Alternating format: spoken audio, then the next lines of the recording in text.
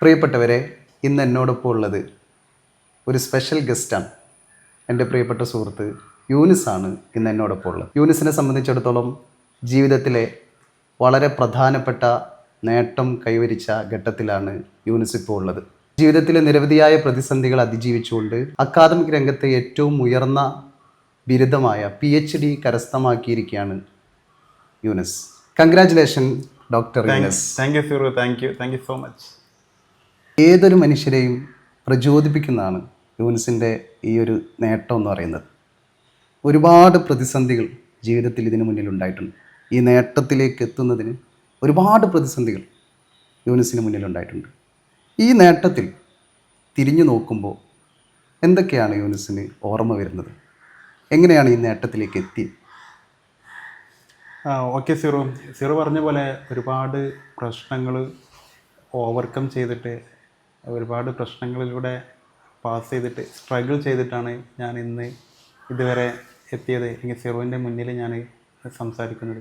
Zero, എനിക്ക് 7ാം ക്ലാസ്സിൽ പഠിക്കുമ്പോൾ മസ്കുലർ ഡിസ്ട്രോഫി എന്ന അസുഖം വന്നിട്ട് ഞാൻ 7ാം ക്ലാസ്സിൽ നിന്ന് പഠനം നിർത്തി എൻ്റെ വീടിൻ്റെ 4 ചുവരുകൾക്കുള്ളിൽ ഞാൻ ഒതുങ്ങി കഴിയുകയാണ് ചെയ്തിരുന്നത്.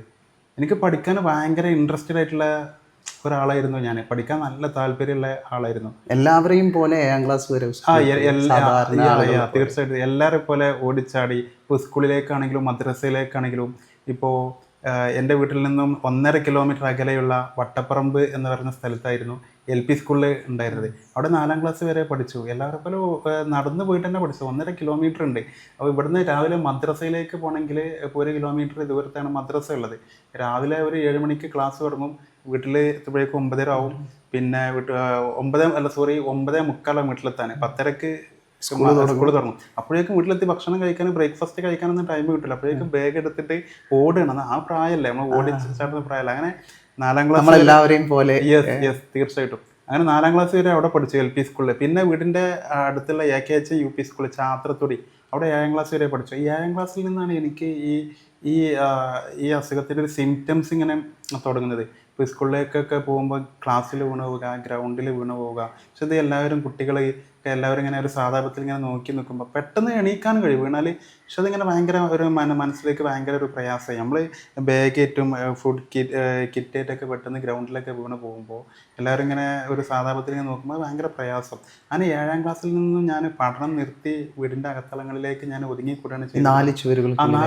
4 ചുവരുകൾക്കുള്ളിൽ. അപ്പം അതിൻ്റെ ഇടയിൽ ഇപ്പോൾ എൻ്റെ വീട്ടിലേക്ക് എൻ്റെ റിലേറ്റീവ്സ് അല്ലെങ്കിൽ നെയ്ബേഴ്സ്, ഇപ്പോൾ എൻ്റെ ഉപ്പാൻ്റെ ഉമ്മാൻ്റെ ഒക്കെ റിലേറ്റീവ്സ് ഒക്കെ ആരെങ്കിലും വീട്ടിലേക്ക് വരികയാണെങ്കിൽ ഞാൻ അവരുടെ മുഖത്തേക്ക് നോക്കി ഞാൻ സംസാരിക്കാറില്ലായിരുന്നു. എന്തോ ഒരു ഇൻഫീരിയറിറ്റി കോംപ്ലക്സ് ആയിരുന്നു. അത് നമുക്കൊരു പെട്ടെന്ന് സംഭവിച്ചല്ല, ബൈ ബർത്ത് ഉള്ളതല്ലല്ലോ, ഒരു ആക്സിഡൻ്റലി സംഭവിച്ചതല്ലേ. അപ്പോൾ നമുക്കിത് ആളുകളെ ഒരു ഫേസ് ചെയ്യാനൊക്കെ ഉള്ള ഭയങ്കര ഒരു ചടപ്പ്, ഒരു മടി, ഒരു ഇൻഫീരിയറിറ്റി കോംപ്ലക്സ്. കാരണം ഞാൻ ഇവരൊക്കെ ആരെങ്കിലും വീട്ടിലേക്ക് വരികയാണെങ്കിൽ പേരെന്താണെന്ന് ചോദിച്ചാൽ ആ പേര് പറയും, അത്രമാത്രം. ഞാൻ മുഖത്തേക്ക് നോക്കാറില്ലായിരുന്നു. അതുപോലെ എൻ്റെ ഉമ്മൻ്റെ ഉപ്പൻ്റെ ഫാമിലിയിലൊക്കെ എന്തെങ്കിലും ഫങ്ഷനോ കാര്യങ്ങളോ എന്തുണ്ടെങ്കിലും ഞാൻ അറ്റൻഡ് ചെയ്യാറില്ലായിരുന്നു. ഇതെന്തോ ഭയങ്കര മടിയായിരുന്നു. നമ്മൾ അവിടെ പോകുമ്പോൾ എല്ലാവരും ഇങ്ങനെ ആ ഒരു സാധാപത്തിൽ അവരിങ്ങനെ നോക്കും. അപ്പോൾ ഭയങ്കര പ്രയാസമായിരുന്നു. അപ്പോൾ ഞാൻ ഒരു ഫംഗ്ഷനും ഞാൻ അറ്റൻഡ് ചെയ്യാറില്ലായിരുന്നു. അങ്ങനെ ഞാൻ പുറത്തൊന്നും പോകാറില്ലായിരുന്നു. ഭയങ്കര മടിയായിരുന്നു എനിക്കുണ്ടായിരുന്നത്.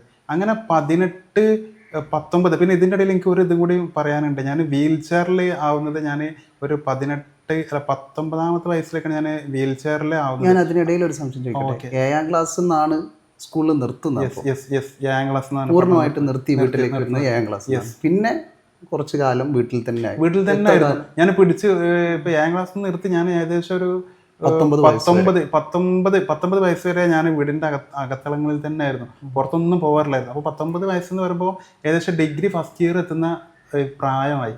അപ്പോൾ എനിക്ക് എന്താ പറയുക, ഞാൻ പുറത്തൊന്നും പോകാറില്ലായിരുന്നു. പിന്നെ ഞാൻ പറഞ്ഞല്ലോ, അതുവരെ ഒരു 18 വയസ്സ് വരെയൊക്കെ ഞാൻ വീടിൻ്റെ അകത്തളങ്ങളിൽ തന്നെ ഇങ്ങനെ പിടിച്ചൊക്കെ നടന്നിട്ടുണ്ടായിരുന്നു. പിന്നെ തീരെ വയ്യാണ്ടായ സമയത്താണ് ഞാൻ വീൽ ചെയറിൽ ഞാൻ ഇരിക്കുന്നത്. ഈ വീൽ ചെയറിൽ ഇരിക്കുന്നത് തന്നെ എങ്ങനെയാണ്, എനിക്ക് ഭയങ്കര ചടപ്പായിരുന്നു, ഭയങ്കര മടിയായിരുന്നു എനിക്ക് വീൽ ചെയറിൽ ഇരിക്കാൻ തന്നെ. അതന്നെ വലിയൊരു ഒരു സംഗതിയാണ്. ഞാൻ ഇപ്പോഴും ബാക്കിലേക്ക് തിരിഞ്ഞ് നോക്കുമ്പോൾ. ഇപ്പം എനിക്ക് ഈ അസുഖത്തിൻ്റെ സിംറ്റംസ് ഇത് കണ്ട സമയത്ത് തന്നെ കോഴിക്കോട് മെഡിക്കൽ കോളേജിലൂടെ അഡ്മിറ്റ് ചെയ്തു, ന്യൂറോ ഡിപ്പാർട്ട്മെൻറ്റിൽ അഡ്മിറ്റ് ചെയ്തു. അപ്പോൾ എൻ്റെ വാർഡിൽ അന്ന് ഞാൻ ഓടിച്ചാടി നടക്കും, അന്ന് എനിക്ക് നടക്കാൻ പറ്റാത്ത പ്രശ്നങ്ങൾ കാര്യങ്ങളൊന്നുമില്ല. ഇതിൻ്റെ സ്റ്റാർട്ടിങ് പോയിൻ്റാണ് സിംറ്റംസ് കണ്ട ഉടനെ തന്നെ. അപ്പോൾ ഈ ന്യൂറോ ഡിപ്പാർട്ട്മെൻറ്റിൽ ഞാൻ എന്നോട് അഡ്മിറ്റ് ചെയ്ത സമയത്ത് എൻ്റെ കാലിന് മസിലിൽ നിന്നൊരു ബയോപ്സി എടുത്തിട്ടുണ്ടായിരുന്നു. അപ്പോൾ ബയോപ്സി എടുത്ത് എല്ലാവരും എന്ത് ചെയ്യും, ഈ ബയോപ്സി കുറേ ഏജ് ആയിട്ടുള്ള ആളുകളൊക്കെ ഉണ്ടായിരുന്നു. അപ്പോൾ ഇവരൊക്കെ എന്താണ്, ഏജ് ആയിട്ടുള്ള ആളുകളൊക്കെ വീൽ ചെയർ യൂസ് ചെയ്യുന്നുണ്ട്. പക്ഷേ എനിക്ക് എന്താണ്, ഞാൻ ഓടിച്ചാടി നടക്കല്ലേ, എനിക്ക് നടക്കാൻ പറ്റാത്ത പ്രശ്നങ്ങളൊന്നുമില്ല. പിന്നെ അങ്ങനെ ചെറിയൊരു പ്രയാസം അത്രയും ഉണ്ടായിരുന്നു നടക്കാൻ. അല്ലാതെ ഞാൻ എന്നെ അഡ്മിറ്റ് ചെയ്തതെന്ന് വിചാരിച്ചിട്ട് ഞാനവിടെ വാർഡിൽ ഞാൻ ഇരിക്കാറില്ല. ഞാൻ പുറത്തേക്ക് അവിടെ റോഡ് സൈഡിൽ പോയിട്ട് ബസ് പോകുന്നതും അല്ലെ വാഹനങ്ങൾ പോകുന്നതൊക്കെ കണ്ട കൗതുകത്തിൽ ഇങ്ങനെ ഓടിച്ചാടി നടക്കല്ലേ, ആ ഒരു പ്രായമാണല്ലോ. അപ്പോൾ അങ്ങനെ എൻ്റെ ബെഡിൻ്റെ അടുത്ത് ഒരു പ്രായമായിട്ടുള്ളൊരു ഉപ്പ കിടക്കുന്നുണ്ടായിരുന്നു, അഡ്മിറ്റ് ആയിട്ടുള്ള. അപ്പോൾ അവർ വീൽ ചെയറാണ് യൂസ് ചെയ്യുന്നത്. അപ്പോൾ എനിക്ക് ആ വീൽ ചെയർ കണ്ടപ്പോൾ ഭയങ്കര കൗതുകം. എനിക്ക് അതിലൊന്ന് കയറി ഇരിക്കാനും ആ വീൽ ചെയർ ഒന്ന് ഓടിക്കാനും അതൊരു ചെറിയ പ്രായത്തിൻ്റെ ആ ഒരു കൗതുകം. അങ്ങനെ എന്ത് ചെയ്തു, ഇപ്പോൾ എൻ്റെ ഉമ്മയുള്ള സമയത്ത് ഞാൻ വീൽ ചെയർ ഇങ്ങനെ ഉരുട്ടി കളിക്കുമ്പോൾ ഇങ്ങനെ പിടിച്ചിങ്ങനെ നിൽക്കുമ്പോൾ ഉമ്മ എന്നോട് പറയും, അത് ഉപയോഗിക്കാൻ പാടില്ല, അതിൽ ഇരിക്കാൻ പാടില്ല, അത് നടക്കാൻ വയ്യാത്തവർക്കുള്ളതാണ്, എനിക്ക് നടക്കാൻ അതൊന്നും ഉപയോഗിക്കരുത് എന്നൊക്കെ ഇങ്ങനെ പറയും. അത് അങ്ങനെ ഒന്നും ഉണ്ടായിട്ടില്ല. എനിക്കാണെങ്കിലോ അതിന് ഭയങ്കര കൗതുകം, അതിലൊന്ന് ഇരുന്ന് നോക്കണം എന്നൊക്കെ. അതിൽ ആ സമയത്ത് ഉമ്മ ഈ ഭക്ഷണം വാങ്ങാൻ പുറത്ത് ക്യാൻറ്റീനിൽ പോയിട്ടുണ്ടായിരുന്നു. അപ്പോൾ ആ സമയത്ത് ഈ പ്രായ ഉപ്പ ബെഡിൽ ഉറങ്ങുകയാണ്. അപ്പം ഞാൻ ആ സമയത്ത് ഞാൻ ആ വീൽ ചെയറിൽ കയറി ഇരുന്നിട്ട് എന്താണ് രണ്ട് കൈ കൊണ്ട് വീൽ ചെയർ ടയർ അങ്ങോട്ടും ഇങ്ങോട്ടൊക്കെ മൂവ് ചെയ്ത് എനിക്ക് ഭയങ്കര കൗതുകത്തിൽ ഞങ്ങൾ അതിങ്ങനെ അവിടെ ഇങ്ങനെ ഉരുട്ടി കളിക്കുകയാണ്. അപ്പം അതിനിടയിലാണ് ഉമ്മ കയറി വരുന്നത്. ഉമ്മ അത് കണ്ടപ്പോൾ ഉമ്മ എന്നോട് ചീത്ത പറഞ്ഞു, അതിൽ ഇരിക്കരുത്, എനിക്ക് നടക്കാൻ കഴിയാത്തവർ യൂസ് ചെയ്യുന്ന വീൽ ചെയർ അല്ലേ, അതിൽ ഇരിക്കാൻ പാടില്ല എന്ന് പറഞ്ഞിട്ട് അതിനുശേഷം ഞാൻ ഇരുന്നിട്ടേ ഇല്ല. പക്ഷെ അവിടുന്ന് 2 ദിവസം കഴിഞ്ഞതിന് ശേഷമാണ് എനിക്ക് ബയോപ്സി ചെയ്ത്. അപ്പോൾ ബയോപ്സി ചെയ്ത സമയത്തേക്ക് കാലിന് ഭയങ്കര പെയിൻ എന്തൊക്കെ വന്നു. അങ്ങനെ ആ സമയത്ത് എന്താണ്, എനിക്കിങ്ങനെ കാലിങ്ങനെ നിലത്ത് താഴെ ഫ്ലോറിലേക്ക് വെക്കാനൊക്കെ ഭയങ്കര പെയിനും കാര്യമൊക്കെ.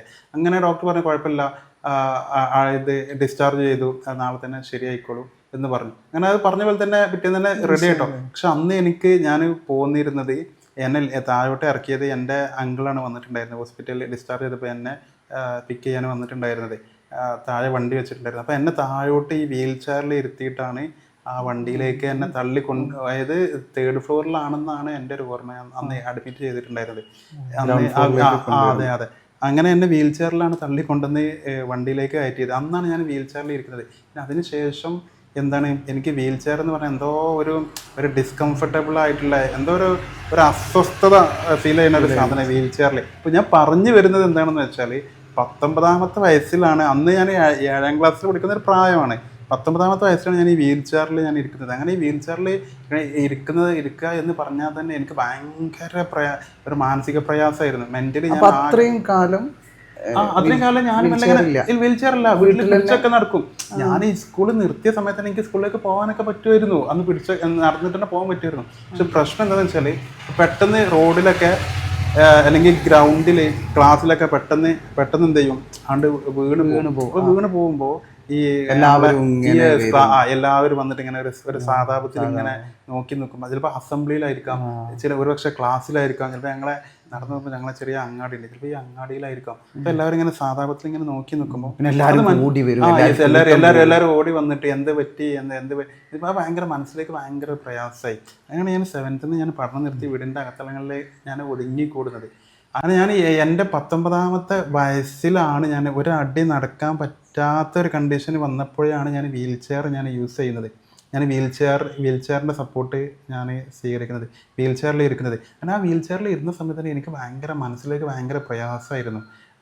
എന്തൊക്കെയോ ഒരു ഡിസ്റ്റർബൻസ്, ഒരു ഡിസ്കംഫർട്ട് ഫീൽ ചെയ്യുന്ന പോലെ, എന്തൊക്കെ ഭയങ്കര ഒരു ഇടങ്ങേറ് എന്ന് തന്നെ പറയാം. അങ്ങനെ ഞാൻ എന്ത് ചെയ്യും, അതിൻ്റെ മുമ്പ് വരെ ഞാൻ ഈ സിറ്റൗട്ടിലൊക്കെ ഇരിക്കുമായിരുന്നു, സാധാ ചെയറിൽ. അതുപോലെ ചാരുപടി എന്ന് പറയുമ്പോൾ സിറ്റൗട്ടിൽ ഇരിക്കാനുള്ള അവിടെയൊക്കെ ഇരിക്കുമായിരുന്നു. അങ്ങനെ നമ്മൾ നെയ്ബേഴ്സൊക്കെ നമ്മളെ മുന്നിലൂടെ പാസ് ചെയ്യുമ്പോൾ അവരൊക്കെ എന്തെങ്കിലും ചോദിക്കും, സംസാരിക്കും. പക്ഷേ ഞാൻ തീരെ വയ്യാണ്ടായ സമയത്ത് വീൽ ചെയറിൽ ഇരുന്നപ്പോൾ എനിക്ക് സിറ്റൗട്ടിലേക്കൊക്കെ പോകാൻ ഭയങ്കര ചടപ്പ്. ആളുകൾ ഇങ്ങനെ മുന്നിലൂടെ പോകുന്ന ആളുകളെ വീൽ ചെയർ ഇരിക്കുമ്പോൾ ഇങ്ങനെ നോക്കുമല്ലോ, അങ്ങനെയുള്ള ഭയങ്കര പ്രയാസവും കാര്യങ്ങളൊക്കെ. അങ്ങനെ ഞാൻ എന്ത് ചെയ്ത്, സിറ്റൗട്ടിലേക്ക് പോകാതെ റൂമിൽ തന്നെ ഇരുന്ന് ജനൽ തുറന്നേക്കും, വിൻഡോ ഒരു ഡോർ ഓപ്പൺ ചെയ്ത് പുറത്ത്. അപ്പോൾ അവർ ഞാൻ വീൽ ചെയറിൽ ഇരിക്കുന്നത് കാണില്ലല്ലോ, വീൽ ചെയർ തന്നെ അല്ലേ, വീൽ ചെയറിൽ ഇരിക്കും, ഞാൻ വീൽ ചെയറിൽ ഇരിക്കുന്നത് അവർക്ക് അറിയില്ല. അങ്ങനെ ഒരാഴ്ച കഴിഞ്ഞപ്പോഴാണ് വെളിമുക്കുള്ള എൻ്റെ ഒരു സുഹൃത്തുണ്ട്, റേസ് എന്ന് പറയാം. ഒരു ആക്സിഡൻറ്റ് പറ്റിയിട്ട് കഴുത്തിന് താഴെ കുഴഞ്ഞു പോയി. പാരലൈസ്ഡ് ആയിട്ട് അവർ കിടക്കുകയാണ്. അങ്ങനെ അവർ എൻ്റെ ഫ്രണ്ടാണ്. അവരെന്നോട് എന്നെ വിളിച്ചിട്ട് പറഞ്ഞു, യൂനുസ് എൻ്റെ വീട്ടിൽ മറ്റന്നാൾ കുറച്ച് ആളുകൾ നമ്മളെപ്പോലെ ഡിഫറെൻ്റ്ലി ഏബിൾഡ് ആയിട്ടുള്ള ആളുകൾ വരുന്നുണ്ട്, കേരളത്തിൻ്റെ പല ഭാഗത്തു നിന്നുള്ള ആളുകളാണ്, അപ്പം നീയും വരണം എന്ന് പറഞ്ഞു. അങ്ങനെ ഞാൻ ഓക്കെ എന്ന് പറഞ്ഞു. കാരണം എന്താ വെച്ചാൽ ഞാൻ ഒരു പരിപാടിയിലേക്കും ഞാൻ അറ്റൻഡ് ചെയ്യാൻ പോകാറില്ല. കാരണം വെച്ചാൽ ഞാൻ നേരത്തെ പറഞ്ഞല്ലോ എല്ലാവരും എന്നിലിങ്ങനെ ഫോക്കസ് ചെയ്യുന്നത്. അപ്പോൾ ഇത് ഞാൻ പോയാലേ ഒന്നും ഒരു പ്രശ്നമില്ല. കാരണം എന്താ വെച്ചാൽ എന്നെ മാത്രം ഫോക്കസ് ചെയ്യില്ല, മറ്റുള്ളവരും നടക്കാൻ വയ്യാത്ത ആളുകളാണ്, അപ്പോൾ എന്നെ മാത്രം ഫോക്കസ് ചെയ്യില്ല. അങ്ങനെ ഞാൻ അവിടെ പോയി. അവിടെ പോയ സമയത്ത് ഒരു ട്രെയിനർ വന്നിട്ടുണ്ടായിരുന്നു ഞങ്ങൾക്ക് അങ്ങോട്ട് സംസാരിക്കാൻ. ഒരു ട്രെയിനർ, ഞങ്ങൾ 10 പേരുണ്ടായിരുന്നു.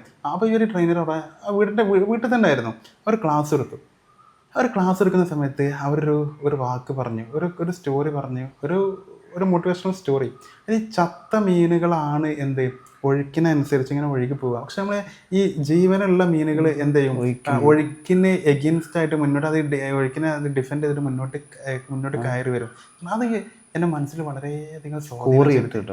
അതിൻ്റെ മനസ്സിൽ കോറിയിട്ട് നമുക്ക് ചിലപ്പോൾ സിറു ഒരു പക്ഷെ കേൾക്കുമ്പോൾ ഒരു ചെറിയ ഒരിതായിട്ട് സിറുവിന് തോന്നുള്ളൂ. ഇതിലൊക്കെ അതാ പറഞ്ഞത്, നമുക്കൊരു സ്പാർക്ക് കിട്ടിയാൽ മതി. ഏതൊരു മനുഷ്യനും ഒരു ചെറിയ ഒരു ഇത് കിട്ടിയാൽ മതി. അപ്പോൾ എന്നെ അത്രയും മോട്ടിവേറ്റ് ചെയ്ത, എന്നെ ഇൻസ്പയർ ചെയ്ത, എന്നിലേക്ക് ഒരു സ്പാർക്ക് ഉണ്ടാക്കിയ ഒരു വേർഡാണ്, ആ വാക്കാണ് ആ ഒരു ഇത്.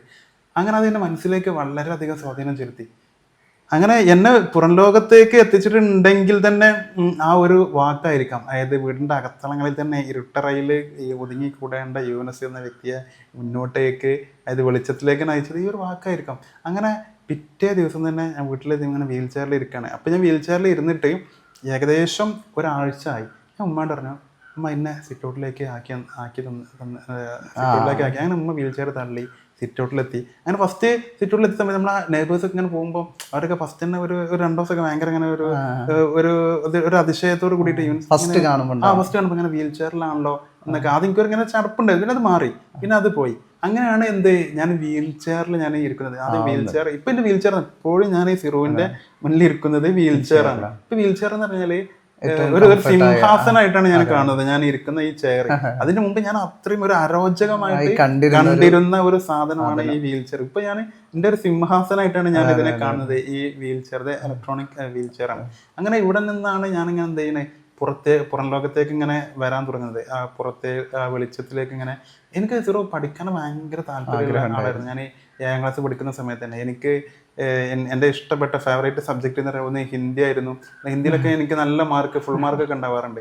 അതുപോലെ സോഷ്യൽ സയൻസ് എനിക്ക് പഠിക്കാൻ നല്ല താല്പര്യമുള്ളായിരുന്നു. അതുപോലെ മറ്റേ ഗ്ലോബ്, അതുപോലെ വേൾഡ് മാപ്പ്, ഇതൊക്കെ അന്നേ എൻ്റെ അടുത്തുണ്ട്.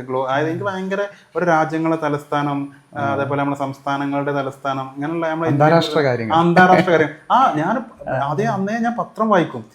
എൻ്റെ ഫേവറേറ്റ് പേജ് എന്ന് പറഞ്ഞാൽ തന്നെ ഇത് അന്താരാഷ്ട്ര ഇന്റർനാഷണൽ പേജാണ്. അന്നേ ഞാൻ ഈ ഇപ്പോഴും അങ്ങനെ തന്നെയാണ്, അന്നും അങ്ങനെ തന്നെയാണ്. ഞാൻ അതിൽ കൂടുതൽ ഇപ്പോഴും എന്റെ സബ്ജക്ട് നമ്മൾ പൊളിറ്റിക്കൽ സയൻസ് ആണല്ലോ, എന്റെ സബ്ജക്ട് IR ആണ്, ഇന്റർനാഷണൽ റിലേഷനും പിന്നെ ഫോറിൻ പോളിസി ഒക്കെയാണ് എനിക്ക് എന്റെ ഫേവറേറ്റ് ആയിട്ടുള്ള സബ്ജക്ട്.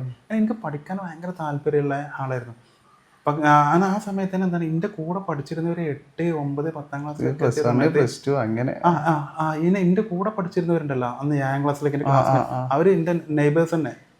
അവര് 8, 9, 10ാം ക്ലാസ്സിലേക്ക് എത്തുന്ന സമയത്ത് എന്താ ഞാൻ അവരുടെ പുസ്തകങ്ങൾ കൊണ്ടുവരിക്കും, അവരോട് പറയാം. അവർ ഫ്രീ കിട്ടുന്ന സമയത്ത് അവർ എൻ്റെ അടുത്ത് വരും. അന്ന് എനിക്ക് ഫ്രണ്ട്സ് ഒന്നും ഉണ്ടായിരുന്നില്ല, 2 പേര് മാത്രമേ എൻ്റെ അടുത്ത് വരാറുണ്ടായിരുന്നുള്ളൂ. അങ്ങനെ എനിക്ക് ഇംഗ്ലീഷ് കാര്യം ഒന്നും അറിയില്ലല്ലോ. അങ്ങനെ അവരെന്ത് ചെയ്യും, ഞാൻ പറയും എനിക്ക് മലയാളത്തിലുള്ള പുസ്തകം മതി എന്ന് പറയും. അങ്ങനെ അവർ മലയാളത്തിലുള്ള പുസ്തകങ്ങൾ കൊണ്ടുവരും. ഇംഗ്ലീഷ് എനിക്കറിയില്ല. അങ്ങനെ ഞാൻ അന്നേ വായിക്കും, 8, 9, 10 പുസ്തകങ്ങളൊക്കെ ഇങ്ങനെ വായിക്കും. അങ്ങനെ പറയുകയാണെങ്കിൽ 19ാമത്തെ വയസ്സിലാണ് ഞാൻ ഈ തുല്യതാ പരീക്ഷ എന്ന് പറഞ്ഞ 10ാം ക്ലാസ് ഈ 10ാം ക്ലാസ് തുല്യതാ പരീക്ഷയ്ക്ക് ഞാൻ രജിസ്റ്റർ ചെയ്യുന്നത്. അത് മറ്റേ നമ്മളെ ഒരു ശ്രീധരൻ മാഷ് എന്നറിയാം, സാക്ഷരതാ മിഷൻ്റെ പ്രേരക്, ഇവിടെ ചേളാരിയിലാണ്. BRCയിൽ ഭയങ്കര BRCയിൽ ഒരു മാഷുണ്ട്, സലാഹുദ്ദീൻ മാഷ് എന്നറിയും. അവർ വഴിയാണ് ഈ ശ്രീധരൻ മാഷിൻ്റെ വീട്ടിലേക്ക് വന്ന് ഫോട്ടോ ഒക്കെ എടുത്ത് 10ാം ക്ലാസ് തുല്യതാ പരീക്ഷയ്ക്ക് രജിസ്റ്ററും കാര്യങ്ങളൊക്കെ ചെയ്യുന്നത്. അങ്ങനെ എന്താ പറയാ, ഇവിടെ അത് എത്ര വർഷം കഴിഞ്ഞുണ്ടാവും? അപ്പോൾ ഞാൻ എൻ്റെ 19ാമത്തെ വയസ്സ് എന്ന് പറയുമ്പോൾ ഇപ്പം ഞാൻ പറയാം, എൻ്റെ കൂടെ ഉള്ള ഒരു ഡിഗ്രി ഫസ്റ്റ് ഇയർ ആയിരിക്കും. ഞാൻ 7ാം ക്ലാസ്സിൽ നിന്ന് നിർത്തിയതാണല്ലോ. അപ്പൊ ഞാൻ 8, 9 ഒന്നും പഠിക്കാതെയാണ് ഞാൻ 10ാം ക്ലാസ് 19ാമത്തെ വയസ്സിലാണ് ഞാൻ തുല്യതാ പരീക്ഷയ്ക്ക് രജിസ്റ്റർ ചെയ്യുന്നത്. 20ാമത്തെ വയസ്സിലാണ് ഞാൻ തുല്യതാ പരീക്ഷ എഴുതുന്നത്, 10ാം ക്ലാസ് എഴുതിയത് പാസ്സാവുന്നത്. അപ്പോൾ എന്റെ കൂടെ ഇരുന്നവരൊക്കെ ഞാൻ തുല്യതാ പരീക്ഷയ്ക്ക് എഴുതുന്ന സമയത്ത് അവർ ഡിഗ്രി ഫൈനൽ ഇയർ ആയിട്ടുണ്ട്. ഡിഗ്രി ഞാൻ എഴുതുമ്പോൾ അവര് ഡിഗ്രി ഫൈനൽ ഇയർ ആണ്. ഞാൻ പാസ്സാവുന്ന സമയത്ത് ഞാനിങ്ങനെ ചാടി 7ാം ക്ലാസ് എന്ന് നിർത്തി, പിന്നെ 8, 9 ഇല്ലാണ്ട് 10ാം ക്ലാസ് തുല്യതാ പരീക്ഷ ഇങ്ങനെ ചാടി വന്നതാണ്. അപ്പം അന്ന് എനിക്ക് പഠിക്കാൻ ഭയങ്കര ഇൻട്രസ്റ്റ് ഉള്ള താല്പര്യമുള്ള ആളായിരുന്നു ഞാൻ. അങ്ങനെ 10ാം ക്ലാസ് തുല്യതാ പരീക്ഷയ്ക്ക് രജിസ്റ്റർ ചെയ്തു. ഇവിടെ എനിക്ക് സെന്റർ ഉണ്ടായിരുന്നത് എൻ്റെ വീട്ടിൽ നിന്ന് 4 കിലോമീറ്റർ അപ്പുറത്തുള്ള പെരുവള്ളൂർ ഹയർ സെക്കൻഡറി സ്കൂളിൽ. ഇപ്പോൾ എല്ലാ ഞായറാഴ്ച ദിവസങ്ങളിലാണ് ക്ലാസ് ഉണ്ടാവുക. അപ്പോൾ അങ്ങനെ എൻ്റെ ഒരു സുഹൃത്തുണ്ട്, റസാഖ് എന്ന് പറയും. സുഹൃത്ത് പറഞ്ഞാൽ യാദൃശ്ചികമായിട്ട് പരിചയപ്പെട്ടാണ്. അങ്ങനെ ഈ റസാഖ് എന്ന് പറഞ്ഞ ആൾ എല്ലാ ഞായറാഴ്ച ദിവസങ്ങളും എൻ്റെ വീട്ടിലേക്ക് വരും. എന്നെ വണ്ടിയിലേക്ക് അവരെ ഓട്ടോയിലേക്ക് എടുത്ത് വെച്ചിട്ട് ഞായറാഴ്ച ക്ലാസ്സിലേക്ക് എത്തിക്കും. അപ്പം അതുവരെ എന്താണ് എനിക്കങ്ങനെ ഒരു സൗഹൃദ വലയങ്ങളില്ല, അങ്ങനെ കൂട്ടുകാരില്ല, ഒന്നുമില്ല. പിന്നെ ഞാൻ ക്ലാസ്സിലെത്തിയ സമയത്ത് എൻ്റെ ക്ലാസ്സിൽ ഏകദേശം 100ഓളം ആളുകളുണ്ട്. ഏറ്റവും ജൂനിയർ ആയിട്ടുള്ള ആളുകൾ ഞാൻ 25, 30, 35 വയസ്സായിട്ടുള്ള ആളുകൾ. ലേഡീസും ഉണ്ട്, ജെന്റ്സും. എന്നെ ഫ്രണ്ടിൽ കൊണ്ടുപോയിട്ട് ഇരുത്തി 10ാം ക്ലാസ്സിലെ ഫ്രണ്ടിൽ ഒരു സാധാ ഒരു ചെയറിൽ കൊണ്ടുപോയിട്ട് ഇരുത്തി. അതിൽ ഈ ശ്രീധരൻ മാഷാണ് ക്ലാസ് എടുക്കുന്നത്. ഫസ്റ്റ് തന്നെ ഇംഗ്ലീഷ് ആയിരുന്നു. ഇപ്പോഴും ഞാൻ ഓർക്കുന്നുണ്ട്. 10-11 വർഷമായി. അപ്പോൾ അവർ ബോർഡിൽ ഇത് എഴുതുമ്പോൾ ഞാൻ ബോർഡിലേക്ക് ഇങ്ങനെ നോക്കും. മാഷ് ഇങ്ങോട്ടേക്ക് തീരുമ്പോൾ ഞാൻ ഇങ്ങനെ തലയും കീപ്പിട്ടാത്തി ഇങ്ങനെ ഇരിക്കും. അപ്പം എനിക്ക് ഭയങ്കര മടിയായിരുന്നു ആളുകൾ ഫേസ് ചെയ്യാൻ. പക്ഷെ അന്ന് ഉച്ചയ്ക്ക് തന്നെ എന്താണ് ലഞ്ചിൻ്റെ ടൈമിൽ ഇപ്പോൾ നമ്മുടെ അടുത്തുള്ള എൻ്റെ കൂടെ സഹപാഠി ക്ലാസ്മേറ്റ്സ് ഉണ്ട്, ഇവരൊക്കെ ഓരോരുത്തർ വന്നിട്ട് ഇങ്ങനെ പരിചയപ്പെടാൻ തുടങ്ങി. പിന്നെ അന്ന് ഭക്ഷണം കഴിക്കാൻ എനിക്ക് ഹെൽപ്പ് ചെയ്യാൻ എല്ലാത്തിനും ചേച്ചിമാരുടെ പുതിയൊരു വേൾഡിലേക്ക് ഞാൻ എത്തിപ്പെട്ട പോലെ. അങ്ങനെ ഫസ്റ്റത്തെ ആ ക്ലാസ് കഴിഞ്ഞു. പിന്നെ അവിടുന്ന് ഒരു ആഴ്ച കഴിഞ്ഞിട്ടാണ് വീണ്ടും ക്ലാസ്. അങ്ങനെ 2ാമത്തെ ആഴ്ച ഞാൻ പോയി. പിന്നെ എനിക്കെന്താണ് ക്ലാസ്സിലെല്ലാവരും ഭയങ്കര ഫ്രണ്ട്ലി ആയി. എനിക്കെന്തോ ഒരു പുതിയ സൗഹൃദ വലയങ്ങൾ, അതിനേക്കാൾ അപ്പുറം എന്താ പറയുക നമ്മളെ സ്വന്തമായിട്ടുള്ള ചേച്ചിമാർ അല്ലെങ്കിൽ നമ്മളെ ജ്യേഷ്ഠന്മാരൊക്കെ പുതിയ ആളുകളെ അത്രയ്ക്ക് നല്ല ലവബിൾ ആയിട്ടുള്ള പേഴ്സണാലിറ്റീസ് ആയിരുന്നു ഇവര്. എനിക്ക് ഭയങ്കര അങ്ങനെ ഒരു ഞായറാഴ്ച കഴിഞ്ഞ് പിറ്റത്തെ ഞായറാഴ്ച എണ്ണാണ്. തിങ്കള്, ചൊവ്വ, ബുധന്, ഇതിങ്ങനെ അങ്ങനെ ശനിയാഴ്ച ഇങ്ങോട്ട് ആയ എനിക്ക് ഉറക്കണ്ടാവില്ല. ശനിയാഴ്ച ഇങ്ങോട്ട് ഇത് ഇങ്ങോട്ട് വെള്ളിയാഴ്ച നേരം വിളിക്കാനുള്ളത് ക്ലാസ്സിലേക്ക്. അതുവരെ ഞാൻ വീട്ടിലിരിക്കാണ് സീറോ. വേറെ ഫ്രണ്ട്സോ കാര്യങ്ങളോ ഒന്നുമില്ല. ഫുൾ ടൈം ഇങ്ങനെ വീട്ടിൽ തന്നെയല്ലേ. അങ്ങനെ എന്താ പറയുക, ഒരു വർഷം അങ്ങനെ 10ാം ക്ലാസ് തുല്യതാ പരീക്ഷ ഒരു വർഷം ഇതായി. അങ്ങനെ പിന്നെ എക്സാമിന് പോയി. ഒരു 10 ദിവസം എക്സാം ഉണ്ടായിരുന്നു. അങ്ങനെ 10ാം ക്ലാസ്സിൻ്റെ റിസൾട്ട് വന്നു. എനിക്ക് കേരളത്തിൽ ഫസ്റ്റ് എനിക്കായിരുന്നു ഈ തുല്യതാ പരീക്ഷ. Thank you. എനിക്ക് കേരളത്തിൽ ഫസ്റ്റ് ആയിരുന്നു. അങ്ങനെ പിന്നെ ഞങ്ങൾ ഈ തുല്യതാ പരീക്ഷ കഴിഞ്ഞ ഉടനെ തന്നെ ഞങ്ങൾ ക്ലാസ്സിൽ നിന്നും ടൂർ ഉണ്ടായിരുന്നു. അതുപോലെ മലമ്പുഴയ്ക്ക്, ആതിരപ്പള്ളി, പാലക്കാട്, ഇവിടെ ഒക്കെ പോയിട്ടുണ്ടായിരുന്നു. അപ്പൊ ഞാൻ ഇത്രയും ലോങ് പോകുന്നത് ഞാൻ എൻ്റെ ലൈഫിൽ ഞാൻ ആദ്യമായിട്ടാണ്. അപ്പൊ ഞാൻ പറഞ്ഞ വെച്ചാൽ അവിടെ 4 വരിപ്പാതൊക്കെ അല്ല, അത്രയും ആ തിരക്കേറിയ ഹൈവേ ഒക്കെ വീൽ ചെയറിൽ ഇരുന്നിട്ടാണ് അത്രയും ക്രൗഡഡ് ആയിട്ടുള്ള ആ ഒരു ടൗണിലൂടെ അങ്ങോട്ടേക്ക് റോഡ് ക്രോസ് ചെയ്യുന്നത് ഞാൻ എൻ്റെ വീൽ ചെയറിൽ ഇരുന്നിട്ടാണ്. അതായത് ഓർക്കണം, ഞാൻ അത്ര വീൽ ചെയറിൽ ഇരിക്കാൻ അത്രയും മടി ഉണ്ടായിരുന്ന ഞാനാണ്. അത്രയും മടി ഉണ്ടായിരുന്ന ചടപ്പ് ഉണ്ടായിരുന്ന ഞാനാണത്. ആ വീൽ ചെയറിൽ തള്ളിയിട്ട് ആളുകളെ അടിയിലൂടെ, അത്രയും ക്രൗഡഡ് ആയിട്ടുള്ള ആളുകളുടെ അടിയിലൂടെ എന്നെ ഞാൻ ഇങ്ങോട്ടേക്കൊക്കെ എന്നെ ക്രോസ് ചെയ്യിപ്പിക്കുന്നത് ഇതൊക്കെ എനിക്കൊരു മടിയ കാര്യങ്ങളൊക്കെ പോയി. അങ്ങനെ 10ാം ക്ലാസ് കഴിഞ്ഞ് എൻ്റെ ഒരു ഹയർ എഡ്യൂക്കേഷനിലേക്കുള്ളതെന്ന് പറഞ്ഞാൽ ബോംബെയിൽ അഡ്വക്കേറ്റ് ആയിട്ടുള്ള ഒരു പ്രേമ മാഡം എന്ന് പറയും. അവരെ ആ ഒരു പരിചയപ്പെടലിലൂടെയാണ് എൻ്റെ ഒരു ഹയർ എഡ്യൂക്കേഷനിലേക്കുള്ള ഒരു വിങ്സ് കിട്ടിയത്. ആ ഒരു പരിചയപ്പെടലാണ്. അങ്ങനെ ഈ 10ാം ക്ലാസ് തുല്യ പരീക്ഷ കഴിഞ്ഞ ഉടനെ 2014 10ാം ക്ലാസ് തുല്യ പരീക്ഷ ഞാൻ പാസ്സാവുന്നത്. ആ വർഷം തന്നെ ആണെന്ത് ജനുവരിയിലോ ഫെബ്രുവരിയിലോ കറക്റ്റ് എനിക്ക് ഓർമ്മയില്ല. എൻ്റെ ഓർമ്മ ശരിയാണെങ്കിൽ ഫെബ്രുവരി മാർച്ച് എങ്ങനെ ആണെന്നാണ് എൻ്റെ ഒരു ഓർമ്മ. അങ്ങനെ മുംബൈയിലേക്ക് ഭയങ്കര PRC ഉള്ള കുറച്ച് ഡിഫറെൻറ്റ് ലേബിളായിട്ടുള്ള കുട്ടികൾക്ക് സ്മാർട്ട് വിങ്സ് എന്ന് പറയും. ഈ സ്മാർട്ട് വിങ്സിൻ്റെ എൻ്റെ മെയിനായിട്ടുള്ള അതിൻ്റെ ഡയറക്ടറാണോ അതിൻ്റെ പൊസിഷൻ എനിക്കറിയില്ല, പ്രേമ മാഡം എന്ന് പറയും. അവർ മുംബൈ മലയാളി അസോസിയേഷൻ്റെ ഒക്കെ ഭാരവാഹിത്തമുള്ള ആളാണ്. ചെയർപേഴ്സൺ ആണെന്നാണ് സംഘടനാ ചുമതല വഹിക്കുന്ന ആൾ. അപ്പം ഇവരൊരു ഞങ്ങൾക്കുള്ളൊരു ട്രിപ്പ് മുംബൈയിലേക്ക് നടത്തിയിട്ടുണ്ടായിരുന്നു. അങ്ങനെ അതായത് ഞാൻ ട്രെയിനിൽ ഞാൻ ആദ്യമായിട്ടാണ് ഞാൻ കയറുന്നത്. എൻ്റെ ജീവിതത്തിൽ ആദ്യമായിട്ട് അങ്ങനെ ഈ ഞങ്ങളുടെ യാത്ര കോഴിക്കോട്ട് നിന്നായിരുന്നു. കോഴിക്കോട്ട് നിന്ന് അങ്ങനെ നമ്മളെ സിനിമാ നടൻ്റെ മാമുക്കോയായിരുന്നു അത് ഫ്ലാഗ് ഓഫ് ചെയ്തിട്ടുണ്ടായിരുന്നു. ഞാൻ മീറ്റ് ചെയ്യുന്നത് ഒരു സിനിമാ നടനെ ഞാൻ മീറ്റ് ചെയ്യുന്നത് എൻ്റെ ലൈഫിൽ ഞാൻ ഫസ്റ്റ് യെസ്. അങ്ങനെ അവരെ മീറ്റ് ചെയ്ത് സംസാരിച്ചു. അങ്ങനെ ഇവിടുന്ന് യാത്ര പുറപ്പെട്ടു. അങ്ങനെ പിറ്റേ ദിവസം കോഴിക്കോട് നിന്ന് ഒരു ദിവസം വൈകിട്ട് അങ്ങനെ വൈകിട്ട് 7 മണിക്ക് നേത്രാവതി എക്സ്പ്രസ് ആയിരുന്നു. അങ്ങനെ പിറ്റേ ദിവസം വൈകിട്ട് അവിടെ താനയിലെത്തി. അങ്ങനെ ഇവരൊക്കെ സ്വീകരിക്കാൻ വന്നു. ഇവരൊക്കെ കുറേ ആളുകൾ, വലിയ വലിയ ആളുകൾ. അപ്പം നമ്മളൊക്കെ സംസാരിക്കുമോ അങ്ങനെയൊക്കെയുള്ള അപ്പോഴും ഒരു ഇൻഫിനിറ്റി കോംപ്ലക്സ് ഉണ്ടായിരുന്നു. അങ്ങനെ 2 ദിവസം അവിടെ യാത്ര ചെയ്തു. അങ്ങനെ അവിടെ ഞങ്ങൾക്ക് മഹാരാഷ്ട്ര ഗവർണറുടെ കൂടെ ഒരു വിരുന്നൊക്കെ ഉണ്ടായിരുന്നു. വിരുന്നിൽ പങ്കെടുക്കാൻ പറ്റി. അവിടെ മുംബൈ നഗരം ഓൾമോസ്റ്റ് എല്ലാ സ്ഥലങ്ങളും കവർ ചെയ്ത് 2 ദിവസം കൊണ്ട് ഒക്കെ ഒരുവിധം സ്ഥലങ്ങളൊക്കെ കവർ ചെയ്യാൻ പറ്റി. പിന്നെ അവിടെ നിന്ന് ഒരുപാട് സൗഹൃദങ്ങൾ. ഒരു പ്രിയേഷേട്ടൻ എന്ന് പറയും, ഇവിടെ നമ്മളെ കോഴിക്കോട് വടകരയിലാണ്. അപ്പോൾ അവരുടെ സ്വന്തം ബ്രദറിനെ പോലെയുള്ള ഒരാളാണ്. അപ്പോൾ നമുക്ക് ഒരുപാട് നല്ല സൗഹൃദങ്ങൾ കിട്ടി. അങ്ങനെ അവിടെ നിന്ന് തിരിച്ചു വന്നു. വീണ്ടും ഒരു 6 മാസം കഴിഞ്ഞതിന് ശേഷം വീണ്ടും മുംബൈയിലേക്ക് വീണ്ടും ട്രിപ്പ്. അങ്ങനെ ഫസ്റ്റ് ടൈം തന്നെ മുംബൈയിൽ പോയി വന്ന സമയം ഞാൻ പറഞ്ഞല്ലോ, ഈ പ്രേമ മാഡം അവരെ കണ്ടു. ഒരാഴ്ച കഴിഞ്ഞ് അവർ നാട്ടിൽ വന്നു. ഉള്ള സമയത്ത് ഞങ്ങൾ മീറ്റ് ചെയ്തു. അങ്ങനെ അത്രയും ക്ലോസ് ആയി. എൻ്റെ ഒരു മദറിനെ പോലെ ഉള്ളൊരു പേഴ്സണാലിറ്റിയാണ്. അത്രയും ക്ലോസ് ആയി. അങ്ങനെ അവരാണ് എന്നോട് പറഞ്ഞത് എന്നെ മോട്ടിവേറ്റ് ചെയ്ത് യൂണിസ് ഇനി ഡിഗ്രി ചെയ്യണം എന്ന്.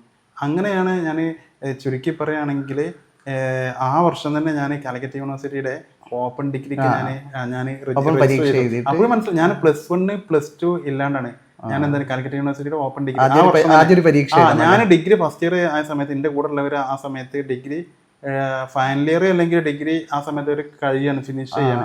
ഞാൻ അങ്ങനെ +1 +2 ഒറ്റ ചാട്ടാണ് ചാടുന്നത്. അപ്പോൾ അതിന് നമുക്ക് ഒരു എൻട്രൻസ് എക്സാം ഉണ്ട്.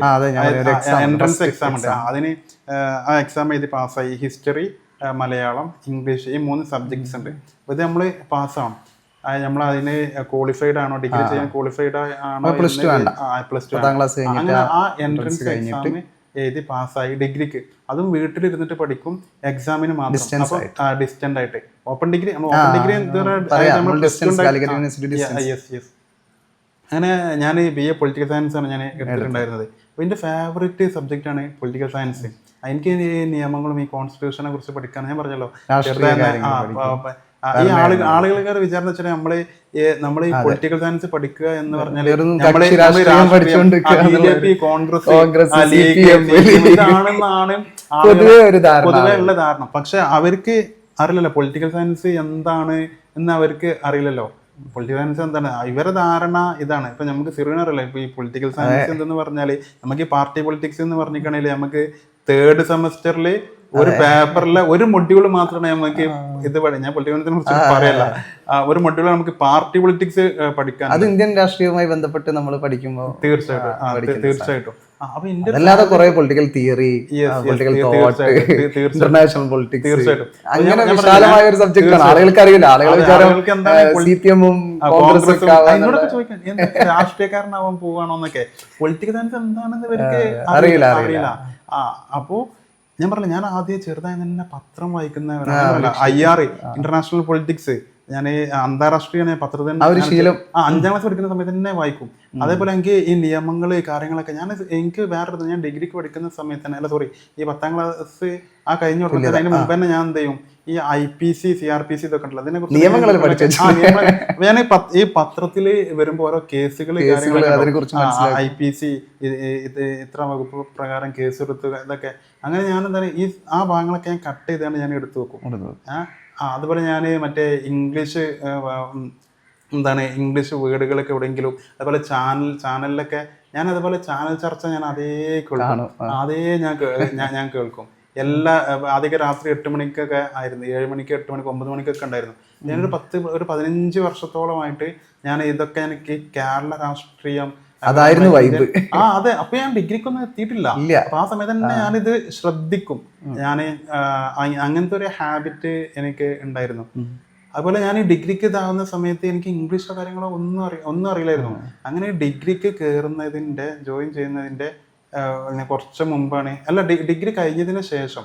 അപ്പൊ ഡിഗ്രി എഴുതാൻ മലയാളത്തിൽ നമുക്ക് ഡിഗ്രി എഴുതാം. അപ്പൊ ആ ഒരു ധൈര്യം ഇംഗ്ലീഷ് അറിയില്ലല്ലോ. അങ്ങനെ ഡിഗ്രിക്ക് ഡിഗ്രിക്ക് ഡിഗ്രി എങ്ങനെ പോയി പഠിക്കാണോ ചെയ്തത്? അല്ല, വീട്ടിലിരുന്നിട്ട് വീട്ടിലാണ്. ഞാൻ ചോദിച്ച ഡിസ്റ്റൻസിന്റെ ക്ലാസ്, കോണ്ടാക്ട് ക്ലാസ് അതിനൊന്നും പോയിട്ടില്ല. വീട്ടിലിരുന്നിട്ട് പഠിച്ചിട്ട് എക്സാമിന് മാത്രം പോകും. ഒരാള് ഹെൽപ്പ് ചെയ്യാനോ കാര്യങ്ങളോ. അപ്പൊ ഈ തുല്യത പോയമാരും പോയില്ല? ഇല്ല, പോയിട്ടില്ല.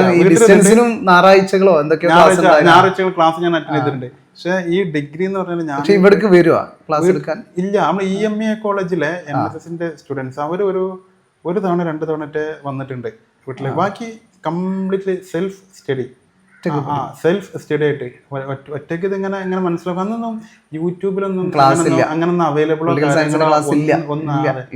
അറിയാലോ, യൂട്യൂബിലൊന്നും അവൈലബിൾ അല്ല. സെൽഫ് സ്റ്റഡി നടത്തും അങ്ങനെ തന്നെ. അപ്പൊ അങ്ങനെ മലയാളത്തിൽ എഴുതാൻ പറ്റുന്നു. അങ്ങനെ കുറെ പ്രയാസങ്ങൾ ഉണ്ടായിരുന്നു കേട്ടോ. ഇപ്പൊ നമ്മളിപ്പോ ഈ മലയാളത്തിൽ ഫൗണ്ടേഷൻ ഒന്നും തീരെ ബിഹേവിയറൽ അപ്രോച്ച്, ചേഷ്ടപരമായ സമീപനം, ഹിസ്റ്റോറിക്കൽ അപ്രോച്ച്, ചരിത്രപരമായ സമീപനം, ഇത് നമ്മുടെ ഡയലക്റ്റിക്കൽ മെറ്റീരിയൽ, ഭൗതികവാദം, ഇങ്ങനെയൊക്കെ മലയാളത്തിലാണ് ഞാൻ പഠിക്കുന്നത്. പക്ഷെ PG ക്ക് എത്തിയപ്പോഴാണ് അതിന്റെ ബുദ്ധിമുട്ടാണ്. PG നമ്മൾ ഇംഗ്ലീഷിലല്ല. അങ്ങനെ ഡിഗ്രിക്ക് ഇതായി ജോയിൻ ചെയ്തു. അങ്ങനെ ഡിഗ്രി 3 വർഷം ഇതായി പഠിച്ചു. ഡിഗ്രി നല്ല രീതിയിൽ മാർക്ക് നേടാൻ പറ്റി. അങ്ങനെ ഡിഗ്രി കഴിഞ്ഞപ്പോൾ എനിക്ക് എന്താണ് PG ചെയ്യാൻ MA പൊളിറ്റിക്കൽ സയൻസ് എടുക്കാനുള്ള ആഗ്രഹം. MA പൊളിറ്റിക്കൽ സയൻസ് എന്ത് ചെയ്യാൻ പറ്റും, നമുക്ക് ഇതുപോലെ എന്ത് ചെയ്യാൻ പറ്റും, ഡിസ്റ്റന്റ് ആയിട്ട് നമുക്ക് വീട്ടിൽ നിന്നിട്ട് പഠിക്കാൻ. പക്ഷെ അപ്പൊ എന്റെ മനസ്സിലേക്ക് വന്ന് ഇനി ഡിസ്റ്റന്റ് ആയിട്ടല്ല, ഇനി റെഗുലർ ആയിട്ട് എല്ലാരെ പോലെ ഒരു കോളേജിൽ പോയിട്ട് പഠിക്കണം. റെഗുലർ സ്റ്റുഡന്റ് ആയിട്ട് ഒരു കോളേജിൽ പോയിട്ട് പഠിക്കണം. 7ാം ക്ലാസ്സിൽ നിന്ന് നിർത്തിയ ഭയങ്കര ഒരു ആഗ്രഹം. എനിക്ക് ഭയങ്കര കോളേജിൽ പോയിട്ട് പഠിക്കണം എന്നുള്ള ആഗ്രഹം. അങ്ങനെ ഇതിനെ കുറിച്ച് അന്വേഷിച്ചു. കാലിക്കറ്റ് യൂണിവേഴ്സിറ്റി ക്യാമ്പസിൽ ഈ MA പൊളിറ്റിക്കൽ സയൻസ് ഉണ്ട്. അങ്ങനെ ഞാൻ എൻ്റെ സുഹൃത്തുക്കളോട് ഞാൻ ഇങ്ങനെ അതിനെ കുറിച്ചിട്ട് ഡിസ്കസ് ചെയ്തു. അപ്പോൾ അതിൻ്റെ മുമ്പ് നമ്മൾ ഇങ്ങനെ ഒരു PG ക്ക് പോവുകയാണെങ്കിൽ തന്നെ നമുക്ക് എന്ത് ചെയ്യണം, ഇംഗ്ലീഷിൽ ഇത് എക്സാം എഴുതാൻ പറ്റുള്ളൂ എന്ന് എഴുതുന്നുണ്ട്. അപ്പോൾ ആ സമയത്ത് തന്നെ ഞാൻ എന്ത് ചെയ്തു, 2014-17 ആയിരുന്നു എൻ്റെ ഡിഗ്രിയുടെ ഡ്യൂറേഷൻ, എൻ്റെ ഡിഗ്രിയുടെ കാലയളവ്. അങ്ങനെ ഞാൻ 2014-17 ഡിഗ്രി ഒരു മെയ് മാസമായപ്പോൾ ഡിഗ്രി കംപ്ലീറ്റ് ചെയ്തു. അങ്ങനെ ഞാൻ എന്ത് ചെയ്തു, ഇംഗ്ലീഷ് പത്രം വരുത്തിച്ചു, ഹിന്ദു പത്രം വരുത്തിച്ചു. അങ്ങനെ പത്രം വരുത്തിച്ചിട്ട് ഞാൻ എന്ത് ചെയ്തു, ഞാനത് വായിക്കാൻ തുടങ്ങി. ഒരു നോട്ടും ഒരു പേനയും എൻ്റെ അടുത്ത് വെക്കും. എന്നിട്ട് ഞാൻ എന്ത് ചെയ്യാം, അതിൽ ഓരോ പ്രധാനപ്പെട്ട വേർഡ്സുകളൊക്കെ എങ്ങനെ എഴുതിയെടുക്കാൻ തുടങ്ങി. ഈ ഫ്രണ്ട് പേജിലൊക്കെ ഭയങ്കര പ്രയാസം ഉണ്ടായിരുന്നു. അതായത് മറ്റേ ഇഡിയംസും മറ്റേ ഫ്രേസൽ വേർബ്സ് ഒക്കെ ആയിരുന്നു. അപ്പൊ അതൊക്കെ ഭയങ്കര ബുദ്ധിമുട്ടുണ്ടായിരുന്നു. അങ്ങനെ ഞാൻ എൻ്റെ ഫോണിൽ ഡിക്ഷണറി ഉണ്ടല്ലോ, അപ്പൊ അതൊക്കെ വെച്ചിട്ട് ചില ഇതൊന്നും ഡിക്ഷണറി നോക്കിയാൽ പോലും മനസ്സിലാവില്ല. അപ്പൊ ഇതിന്റെ ആശയം ഇതാവുന്നൊക്കെ വിചാരിച്ചിട്ട് അങ്ങനെ മലയാളത്തിലേക്ക് അങ്ങനെ എഴുതി വെച്ച് അങ്ങനെ മനസ്സിലാക്കി എടുക്കാൻ ശ്രമിച്ചു.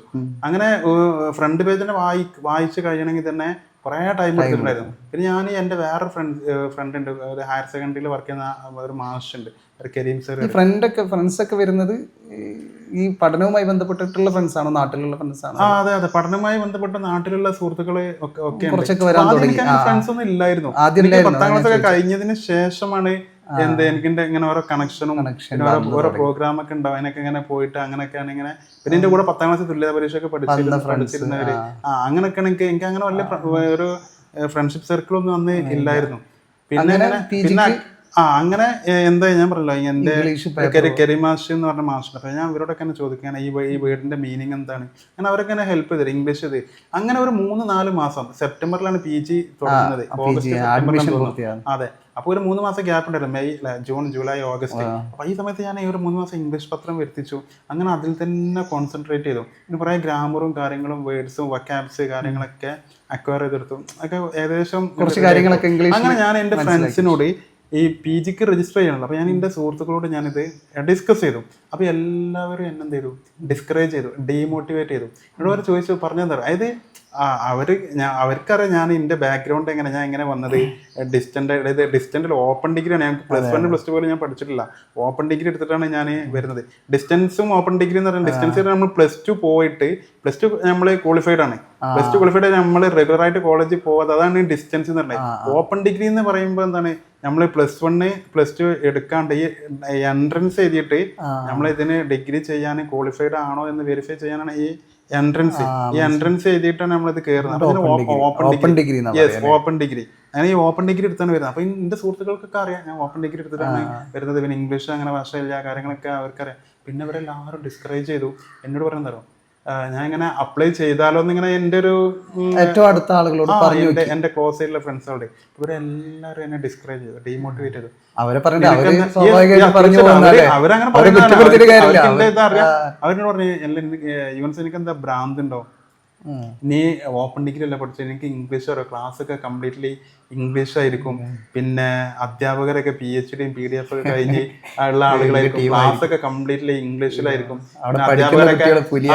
പിന്നെ ഇവരൊക്കെ അധ്യാപകരൊക്കെ കേരളത്തിന്റെ പുറത്തും ഇന്ത്യന്റെ പുറത്തൊക്കെ പഠിച്ച ആളുകളായിരിക്കും, ക്ലാസ് ഫുൾ ഇംഗ്ലീഷിലായിരിക്കും, പിന്നെ ക്ലാസ്സിലുള്ള സ്റ്റുഡൻസ് ആണെങ്കിലൊക്കെ എല്ലാവരും പല കോളേജിലെയും ടോപ്പേഴ്സ് ആയിരിക്കും, റാങ്ക് ഹോൾഡേഴ്സ് ഒക്കെ ആയിരിക്കും, പിന്നെ എനിക്ക് അവിടെ കിട്ടുമോ, പിന്നെ കുട്ടികളൊക്കെ എല്ലാവരും എന്താ പറയുക സെൽഫിഷ് ആയിട്ടുള്ള ആളുകളായിരിക്കും, എല്ലാവരും മെച്യൂർഡ് ആയിട്ടുള്ള ആളുകളല്ല. ഇപ്പൊ +2 10ാം ക്ലാസ് പഠിക്കുന്ന കുട്ടികളൊന്നുമല്ല, അവരൊന്നും ആ ഒരു സപ്പോർട്ടും കാര്യമൊന്നും ഉണ്ടാവില്ല. പിന്നെ ഡിപ്പാർട്ട്മെന്റ് ഫസ്റ്റ് ഫ്ലോറിലാണ്, അതൊന്നും താഴെ ആക്കി തരൂല. അപ്പൊ ഇങ്ങനെ പറഞ്ഞ് പല രീതിയിൽ എന്നെ ഡീമോട്ടിവേറ്റ് ചെയ്തു, എല്ലാ നിലക്കും എന്നെ ഡീമോട്ടിവേറ്റ് ചെയ്തു, ഡിസ്കറേജ് ചെയ്തു. അതിൽ ലാസ്റ്റ് എന്ത്, ഞാൻ ഇത് എൻ്റെ ഒരു സുഹൃത്തുണ്ട്, ഞാൻ നേരത്തെ പറഞ്ഞ റേസ് എന്ന് പറഞ്ഞേ, വെളിമുക്ക് റേസ് ഞാൻ പറഞ്ഞില്ല, അവിടെ പോയിട്ട് ഒരു ട്രെയിനറി എന്ന് പറഞ്ഞില്ല, അങ്ങനെ ആ റേസ് കൈയോടെ ഞാനിത് ഇങ്ങനെ എനിക്കിപ്പോഴും അവരോട് അത്രയും ഒരു കടപ്പാടുണ്ട്. ഞാൻ റേസ് കൈയോട് പറഞ്ഞു, റേസ് കാ എനിക്കിങ്ങനെ ചെയ്യാൻ ആഗ്രഹമുണ്ട്, റെഗുലറായിട്ട് ഇങ്ങനെ ഡിസ്റ്റൻ്റ് അല്ല, വീട്ടിലിരുന്നിട്ട് പഠിച്ചിട്ട് എല്ലാം എന്ന് പറഞ്ഞു. അപ്പോൾ എന്നോട് റേസ് പറഞ്ഞു, യൂണിസ് നീ ധൈര്യമായിട്ട് കൊടുക്കടാ, നിനക്ക് കഴിയും, നിന്നെ എനിക്കറിയാം, എനിക്ക് നിന്റെ വിശ്വാസമുണ്ട്, നിനക്ക് പറ്റുമെന്ന്. അത് പറ്റുന്നോണ്ടല്ല നീ റെഗുലറായിട്ട് ചെയ്യണം എന്ന് പറയുന്നത്, നീ ധൈര്യമായിട്ട് കൊടുക്കുന്നുണ്ട്. അങ്ങനെ ഞാൻ യൂണിവേഴ്സിറ്റിയിൽ അപ്പൊ ഈ മറ്റുള്ള ആളുകളൊക്കെ പറഞ്ഞത് എന്ത് ചെയ്തു, ഒരു ചെവിയിലൂടെ കേട്ടു, മറ്റേ ചെവിയിലൂടെ എല്ലാണ്ട് പുറത്ത് വിട്ടു, മറ്റേ ചെവിയിലൂടെ ഞാൻ PGക്ക് അപ്ലൈ ചെയ്തു. എനിക്ക് അവിടെ അഡ്മിഷൻ കിട്ടി, MA പൊളിറ്റിക്കൽ സയൻസിന് അഡ്മിഷൻ കിട്ടി. എൻ്റെ ഡ്യൂറേഷൻ PGയുടെ തന്നെ 2017-19 അങ്ങനെ ഡിപ്പാർട്ട്മെന്റ് തന്നെ വിളിച്ചു, ഞാൻ അഡ്മിഷൻ എടുക്കുന്നുണ്ടോ എന്ന് ചോദിച്ചു. ഞാൻ പറഞ്ഞാൽ എടുക്കുന്നുണ്ട്, അതിനാണ് ഞാൻ അവിടെ അപ്ലൈ ചെയ്തിട്ടുള്ളത്. അപ്പോൾ ഞാൻ ചോദിച്ചു ഡിപ്പാർട്ട്മെന്റ് മുകളിലാണോ താഴെയാണോ, മുകളിലാണ് എന്ന് പറഞ്ഞു. താഴോട്ട് ആക്കി തരാൻ പറ്റും, ജേർണലിസം അങ്ങനെ താഴോട്ട് ആക്കി തരാൻ പറ്റുമെന്ന് ചോദിച്ചു. അപ്പോൾ പറഞ്ഞു ഇല്ല, ആക്കാൻ പറ്റൂല എന്ന് പറഞ്ഞു. അങ്ങനെ ഞാൻ എന്ത് ചെയ്തു, ഞാൻ അപ്പോൾ തന്നെ ഞാൻ VCയെ വിളിച്ചു, VCA രജിസ്ട്രാറെ വിളിച്ചു. ഞാൻ പറഞ്ഞു എനിക്ക് പഠിക്കാൻ ആഗ്രഹമുണ്ട്, എനിക്ക് PGക്ക് അഡ്മിഷൻ കിട്ടിയിട്ടുണ്ട്, അത് നമ്മൾ എഡ്യൂക്കേഷൻ നമ്മളെ റൈറ്റ് ആണ് അല്ലേ, നമ്മളെ റൈറ്റ് ആണ്. അപ്പം മുകളിൽ ആണെങ്കിൽ നമ്മളെങ്ങനെ അതാക്കി നമ്മളിപ്പോൾ എന്നെ പോലെയുള്ള ഡിഫറെൻറ്റ് ലേബിൾഡ് ആയിട്ടുള്ള ആൾ. അങ്ങനെ VC അവരെന്ത് ചെയ്തു, ജേർണലിസം ഡിപ്പാർട്ട്മെന്റിലെ HODക്ക് വിളിച്ചിട്ട്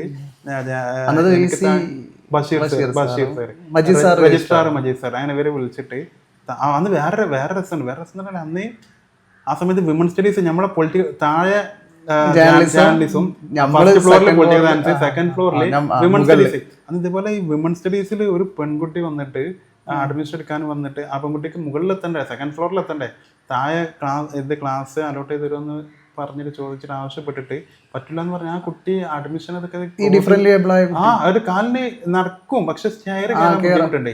അപ്പൊ അവർക്ക് ഡയലി ഇത് കയറാൻ കഴിയില്ലല്ലോ, അതായത് സെക്കൻഡ് ഫ്ലോറിലാണ്. അങ്ങനെ അഡ്മിഷൻ ക്ലോസ് ചെയ്തിട്ട് ആ കുട്ടി പോയി, ക്യാമ്പസിൽ നിന്ന് ആ കുട്ടി പോയി. അങ്ങനെ ഞാൻ വിട്ടു കൊടുത്തില്ല, ഇതിന്റെ റൈറ്റ് ആണല്ലോ. അങ്ങനെ എന്താക്കി ഒരു പറഞ്ഞിട്ട് VC രജിസ്ട്രാറൊക്കെ ബന്ധപ്പെട്ട് ജേർണലിസം HODയോട് സംസാരിച്ചു, ഈ ഡിപ്പാർട്ട്മെന്റ് താഴാക്കി. ഞങ്ങളെ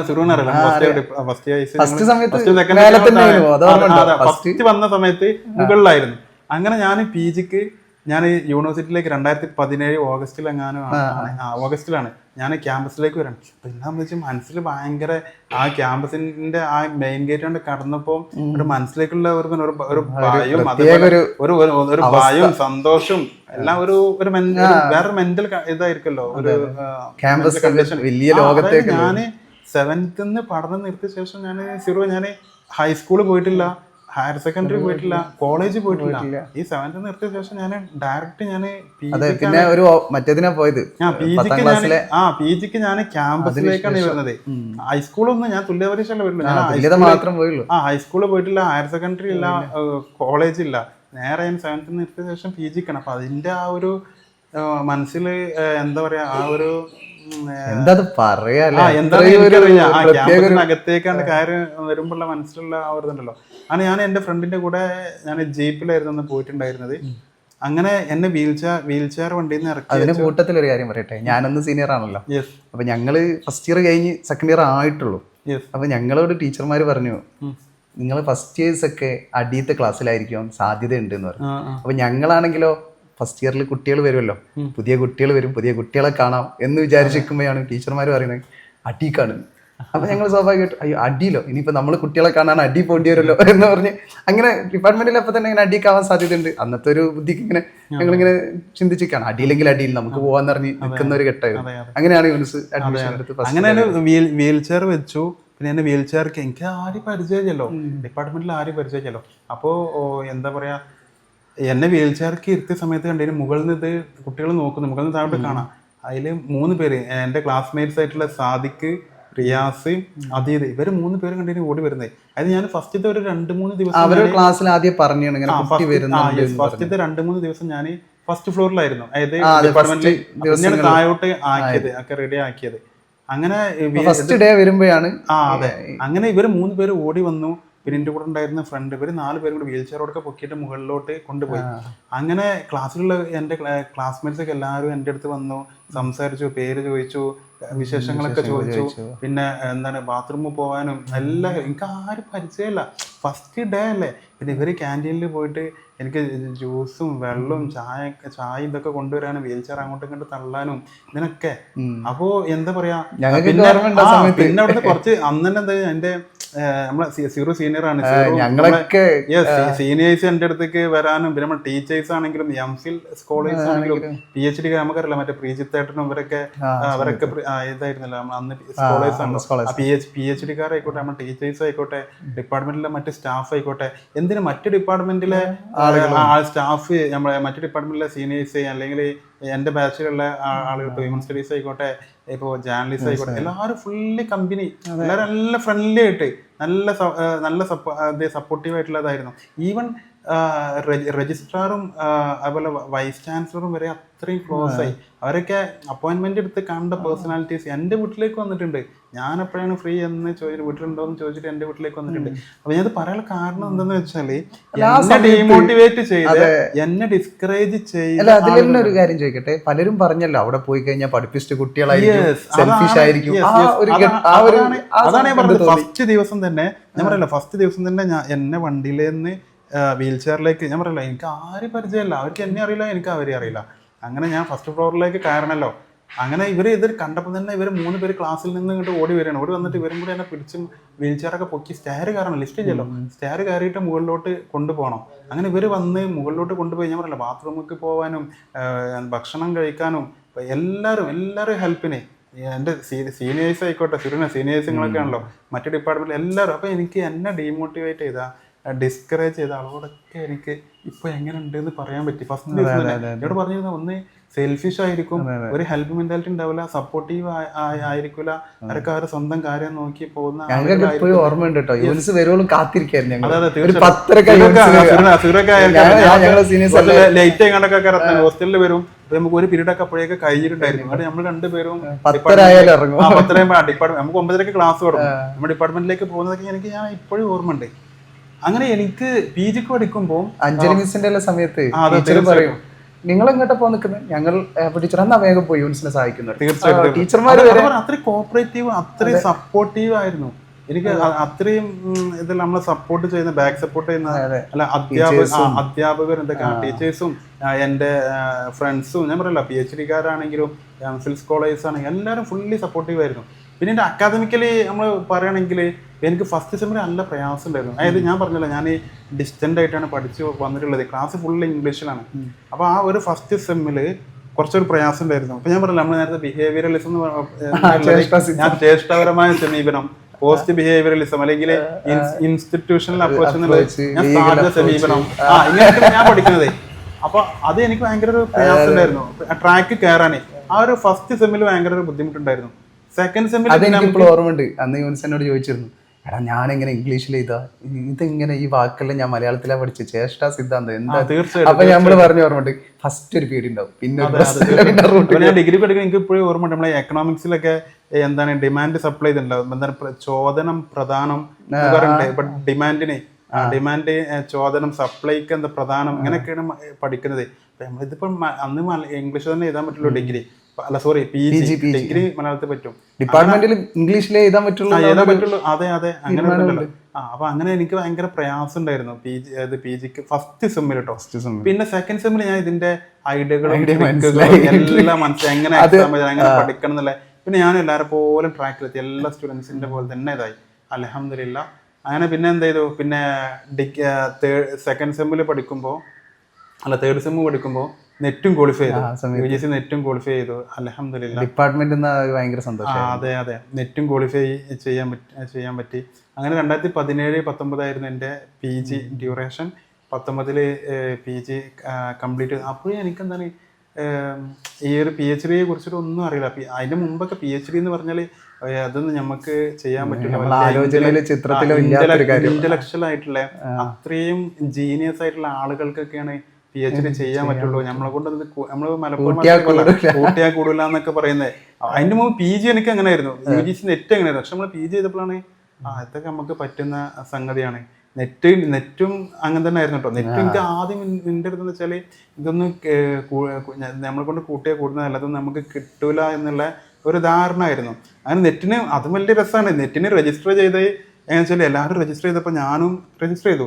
പിന്നെ സംബന്ധിച്ചെന്ന് വെച്ചാൽ നെറ്റ് എക്സാം എന്താണ് ഒരു പ്രൗഡായിരുന്നു. നെറ്റ് കിട്ടൂല എന്നല്ല, നെറ്റ് കിട്ടുന്നില്ല യാതൊരു പ്രതീക്ഷയും. അതെ നെറ്റ്. അപ്പൊ ഇന്നെ സംബന്ധിച്ച് ഇത് നാഷണൽ ലെവലിൽ നടക്കുന്ന ഒരു കോമ്പറ്റീഷൻ എക്സാം ആണ്. ഈ എക്സാം അറ്റൻഡ് ചെയ്യാൻ കഴിയുമല്ലോ എന്നുള്ള ആ ഒരു ഇതായിരുന്നു എന്നെ സംബന്ധിച്ച് ഒരു പ്രൗഡായിട്ടുള്ള ഒരു ഇത് അറ്റൻഡ് ചെയ്താൽ തന്നെ വലിയൊരു പ്രൗഡായിട്ടാണ് ഞാൻ കാണുന്നത്. അതായത് നെറ്റ് എക്സാം അറ്റൻഡ് ചെയ്യണമെങ്കിൽ തന്നെ PG എത്തണം. അപ്പോൾ ഞാൻ 7ാം ക്ലാസ്സിൽ നിന്ന് പഠനം നിർത്തി ഞാൻ അവിടെ നിന്നൊക്കെ പോകുന്നത് ഹൈസ്കൂൾ 10ാം ക്ലാസ്സും ഡിഗ്രി ഇതൊക്കെ പാസ്സായി വന്ന് PG എത്തി. അപ്പൊ ഇത് നമുക്ക് PG എത്തണല്ലോ ഈ നെറ്റ് എക്സാം അറ്റൻഡ് ചെയ്യണമെങ്കിൽ. പിന്നെ നമുക്കൊരു പ്രൗഡായിട്ടുള്ള ഒരു നിമിഷം. അപ്പൊ എനിക്ക് പറയല്ലോ, ഫ്രണ്ട്സുകൾ പറയല്ലോ ഞാൻ നെറ്റ് എക്സാം എഴുതിയെന്ന്. എനിക്ക് നല്ലൊരു പ്രൗഡായിട്ട്. പക്ഷെ നെറ്റ് കിട്ടുമെന്ന് അറിയില്ലായിരുന്നു. പക്ഷെ നെറ്റ് കിട്ടി അൽഹംദുലില്ലാ. അപ്പൊ നമ്മള് അന്ന് നല്ല ഈസി ആയിട്ട്, എനിക്ക് നല്ല ഈസി ആയിട്ടാണ് വന്നത്. ഞാൻ എന്ത് ചെയ്തു, ഈ നെറ്റ് എക്സാമിന്റെ ഒരാഴ്ച മുമ്പ് തന്നെ ഞാൻ എന്ത് ചെയ്തു, ക്ലാസ്സിൽ നിന്ന് അത് ടീച്ചേഴ്സിനോട് പറഞ്ഞിട്ട് ലീവ് എടുത്തു. കുറെ പ്രീവിയസ് ക്വസ്റ്റ്യൻ പേപ്പേഴ്സും ഒക്കെ ഇതാക്കി. പിന്നെ അതിനുള്ള മെറ്റീരിയൽസ് കാര്യങ്ങളൊക്കെ വാങ്ങി. 1-2 ആഴ്ച മുമ്പ് ഞാൻ ലീവ് എടുത്തിട്ടുണ്ട്. പിന്നെ നമ്മൾ പഠിച്ചിരുന്ന ഈ അന്ന് തേർഡ് സെമ്മിൽ എത്തിയിട്ടുള്ളൂ. പഠിച്ചിരുന്ന ഇതിൽ നിന്ന് തന്നെ കുറേ ഇത് വന്നു. അപ്പോൾ നല്ല ഡീപ്പായിട്ട് തന്നെ നോക്കി. അങ്ങനെ നെറ്റ് കിട്ടി. അപ്പോൾ ഞാൻ മനസ്സിലായത് എന്ത് നമ്മൾ ഫോക്കസ് ചെയ്താൽ, കോൺസെൻട്രേറ്റ് ചെയ്താൽ നമുക്ക്, നമ്മൾ പറയല്ലോ നത്തിങ് ഈസ് ഇമ്പോസിബിൾ എന്ന് പറയല്ലോ, പുഷ്പം പോലെ തീർച്ചയായിട്ടും നമുക്ക് നേടാൻ പറ്റാത്തത് ഒന്നും ഇല്ല എന്നുള്ളത് നിശ്ചയദാർഢ്യം. അതെ അങ്ങനെയാണ് എന്നോട് ഷൈന ഈ PG കഴിയാൻ സമയത്താണ് എന്നോട് പറഞ്ഞത്, യൂനസെ നെറ്റൊക്കെ നീ ക്വാളിഫൈഡ് ആണല്ലോ, എനിക്ക് PhD ചെയ്യല്ലോ. ഷൈന മിസ് നമുക്കൊരു ഗസ്റ്റ് ലെക്ചർ ഉണ്ടായിരുന്നു, മിസ്സാണ് എന്നോട് പറഞ്ഞത്. അപ്പോഴും എനിക്ക് PhD എങ്ങനെയാണ്, അതിന്റെ പ്രൊസീജിയർ എന്താണ്, എങ്ങനെയാണിതെന്ന് ഒന്നും എനിക്കറിയില്ലായിരുന്നു. പിന്നെ അതിനെക്കുറിച്ചിട്ട് ഉള്ള ചിന്തകളായി, ആലോചനകളായി. ചുരുക്കി പറയുകയാണെങ്കിൽ പിന്നെ എനിക്ക് ഗൈഡൊക്കെ സെറ്റായി, പെട്ടെന്ന് സെറ്റായി. സിനോപ്സിസൊക്കെ പ്രൊപ്പോസലൊക്കെ പെട്ടെന്ന് സെറ്റ് ചെയ്തു. PG കഴിഞ്ഞു. കറക്റ്റ് ഒരു 3 മാസം ആയപ്പോഴേക്കും ഞാൻ PhD ജോയിൻ ചെയ്തു. 2017-19 എൻ്റെ PG ഡ്യൂറേഷൻ. ആ 2019 നവംബർ തന്നെ ഞാൻ എന്ത് ചെയ്തു, PhDക്കും ജോയിൻ ചെയ്തു അൽഹംദുലില്ലാ. അങ്ങനെ സക്സസ്ഫുള്ളി എൻ്റെ റിസർച്ച് ഒക്കെ കംപ്ലീറ്റ് ചെയ്യാൻ പറ്റി അൽഹംദുലില്ലാ. അല്ല ഇതിലേ ഇപ്പൊ PhDയും പൂർത്തിയായല്ലോ, ഒരുപാട് പേരുടെ പേരൊക്കെ പറഞ്ഞു. ഇനിയും പ്രചോദനമായ ആരെങ്കിലും പേരുകൾ എന്തെങ്കിലും പറയാൻ ഉണ്ടോ? എനിക്ക് പറഞ്ഞാൽ എൻ്റെ ഈ ഒരു ജേണിയിലേക്ക് എൻ്റെ മദറാണ് എന്നെ ഫുള്ളി സപ്പോർട്ട്. അപ്പോൾ ആ ഒരു ബാക്ക് സപ്പോർട്ട് ഇല്ലെങ്കിൽ എന്തുണ്ടാവില്ല. എനിക്ക് ഇതുവരെ എത്താൻ ഒരിക്കലും പറ്റില്ല. അപ്പം ഞാൻ ഒരു ഫസ്റ്റ് ഇപ്പം എന്നെ ബാക്ക് സപ്പോർട്ട് ചെയ്ത പുഷ് ചെയ്ത എൻ്റെ മദറാണ്. ഞാൻ പറയല്ലോ 7ാം ക്ലാസ്സിൽ നിന്ന് പഠനം നിർത്തിയ ആളാണ് ഞാൻ. അപ്പോൾ അത് തന്നെ എൻ്റെ മദറാണ് പറയുക. പിന്നെ എൻ്റെ ഒരുപാട് സുഹൃത്തുക്കളുണ്ട്, അധ്യാപകരുണ്ട്, പിന്നെ എൻ്റെ സിസ്റ്റേഴ്സ് ഉണ്ട്. ഇവരുടെയൊക്കെ ആ ഒരു സപ്പോർട്ട്, പിന്നെ എന്താ പറയുക, ഒരു പ്രയർ, ഇതുകൊണ്ടാണ് ഞാൻ ഇതുവരെ എത്തിയിട്ടുള്ളത്. പിന്നെ ഒരുപാട് ആളുകളുണ്ട്. പക്ഷെ ഞാൻ ഓരോരുത്തരുടെ പേരെടുത്ത് പറഞ്ഞാൽ ചിലപ്പോൾ ഒരാളെ ചിലപ്പോൾ വിട്ടുപോയാലേ എനിക്ക് തന്നെ വിഷമാണ്. ഒരുപാട് ആളുകളുണ്ട്. പിന്നെ നമ്മളത് പറയുകയാണെങ്കിൽ കാലിക്കറ്റ് യൂണിവേഴ്സിറ്റി VC, നമ്മൾ ബഷീർ സാറ്, അന്നത്തെ രജിസ്ട്രാർ, മജീദ് സാറ്. അതിന്റെ മുമ്പത്തെ വി സി നമ്മളെ സലാം വി സി.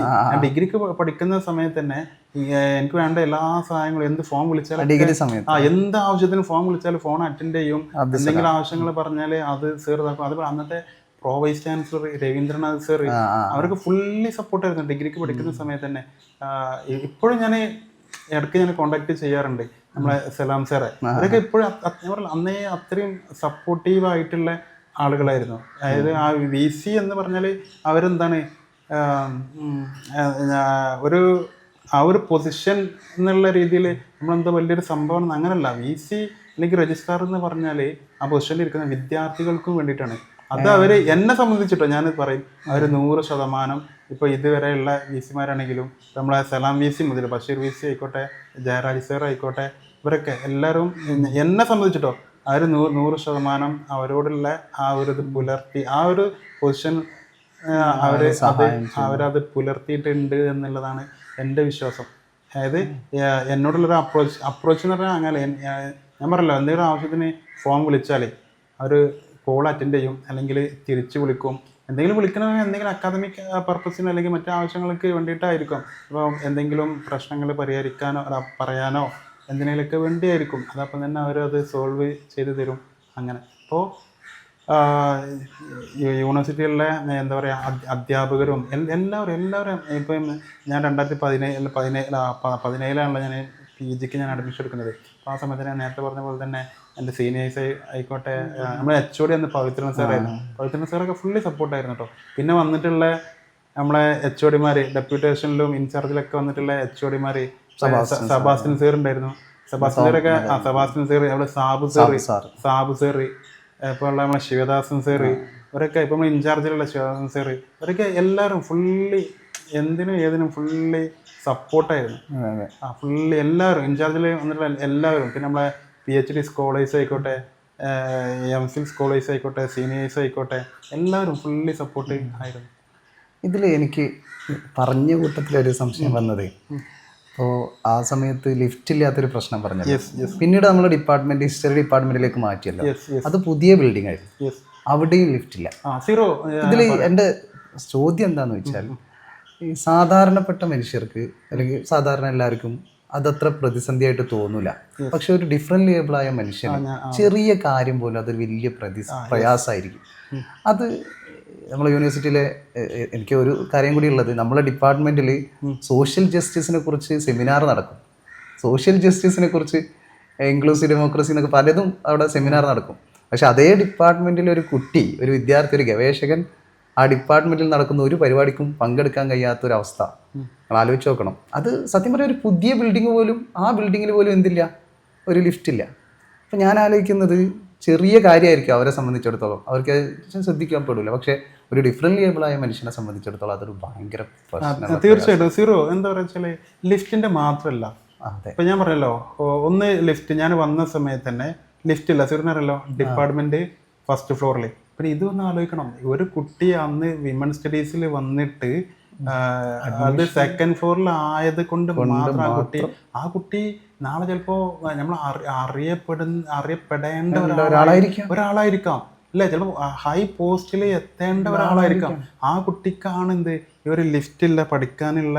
ഞാൻ ഇതിന്റെ ഒരു പ്രതിസന്ധി മനസ്സിലാക്കി എവിടെന്നറിയോ, മറ്റേ വയറ്റിൽ പ്രഗ്നന്റ് ആയാൽ, എൻ്റെ വൈഫ് പ്രഗ്നന്റ് ആയപ്പോൾ കൂണി കയറാൻ കഴിയില്ല. അപ്പോഴാണ് ഞാൻ തൊട്ടത് ആ പ്രശ്നത്തെ. നിങ്ങൾ ആലോചിച്ചേക്കാം, കൂണി കയറാൻ കഴിയില്ലെങ്കിൽ പരീക്ഷ എഴുതാൻ, ഒരു പരീക്ഷ ഉണ്ട് മേലത്തെ ക്ലാസ്സിലാണെങ്കിൽ, ആ പരീക്ഷയ്ക്ക് കൂണി കയറാൻ കഴിയില്ല. അത് നമ്മളെ തൊടുമ്പോഴാണ് ആ പ്രശ്നം മനസ്സിലായത്. അപ്പോഴാണ് ഞാൻ മനസ്സിലാക്കിയത് നമുക്ക് ചെറുതായി തോന്നുന്ന ഒരു വിഷയം ഡിഫറെന്റ് ലേബിളായ മനുഷ്യർക്ക് എത്ര വലിയ പ്രതിസന്ധി ആയിട്ടുണ്ടാവും. തീർച്ചയായിട്ടും ഞാൻ ഇപ്പോഴും ഓർക്കുന്നു, നമ്മൾ ശശി തരൂര് ഫേസ്ബുക്കിൽ എനിക്ക് തോന്നുന്നു ഒരു 3 വർഷം മുമ്പത്തെ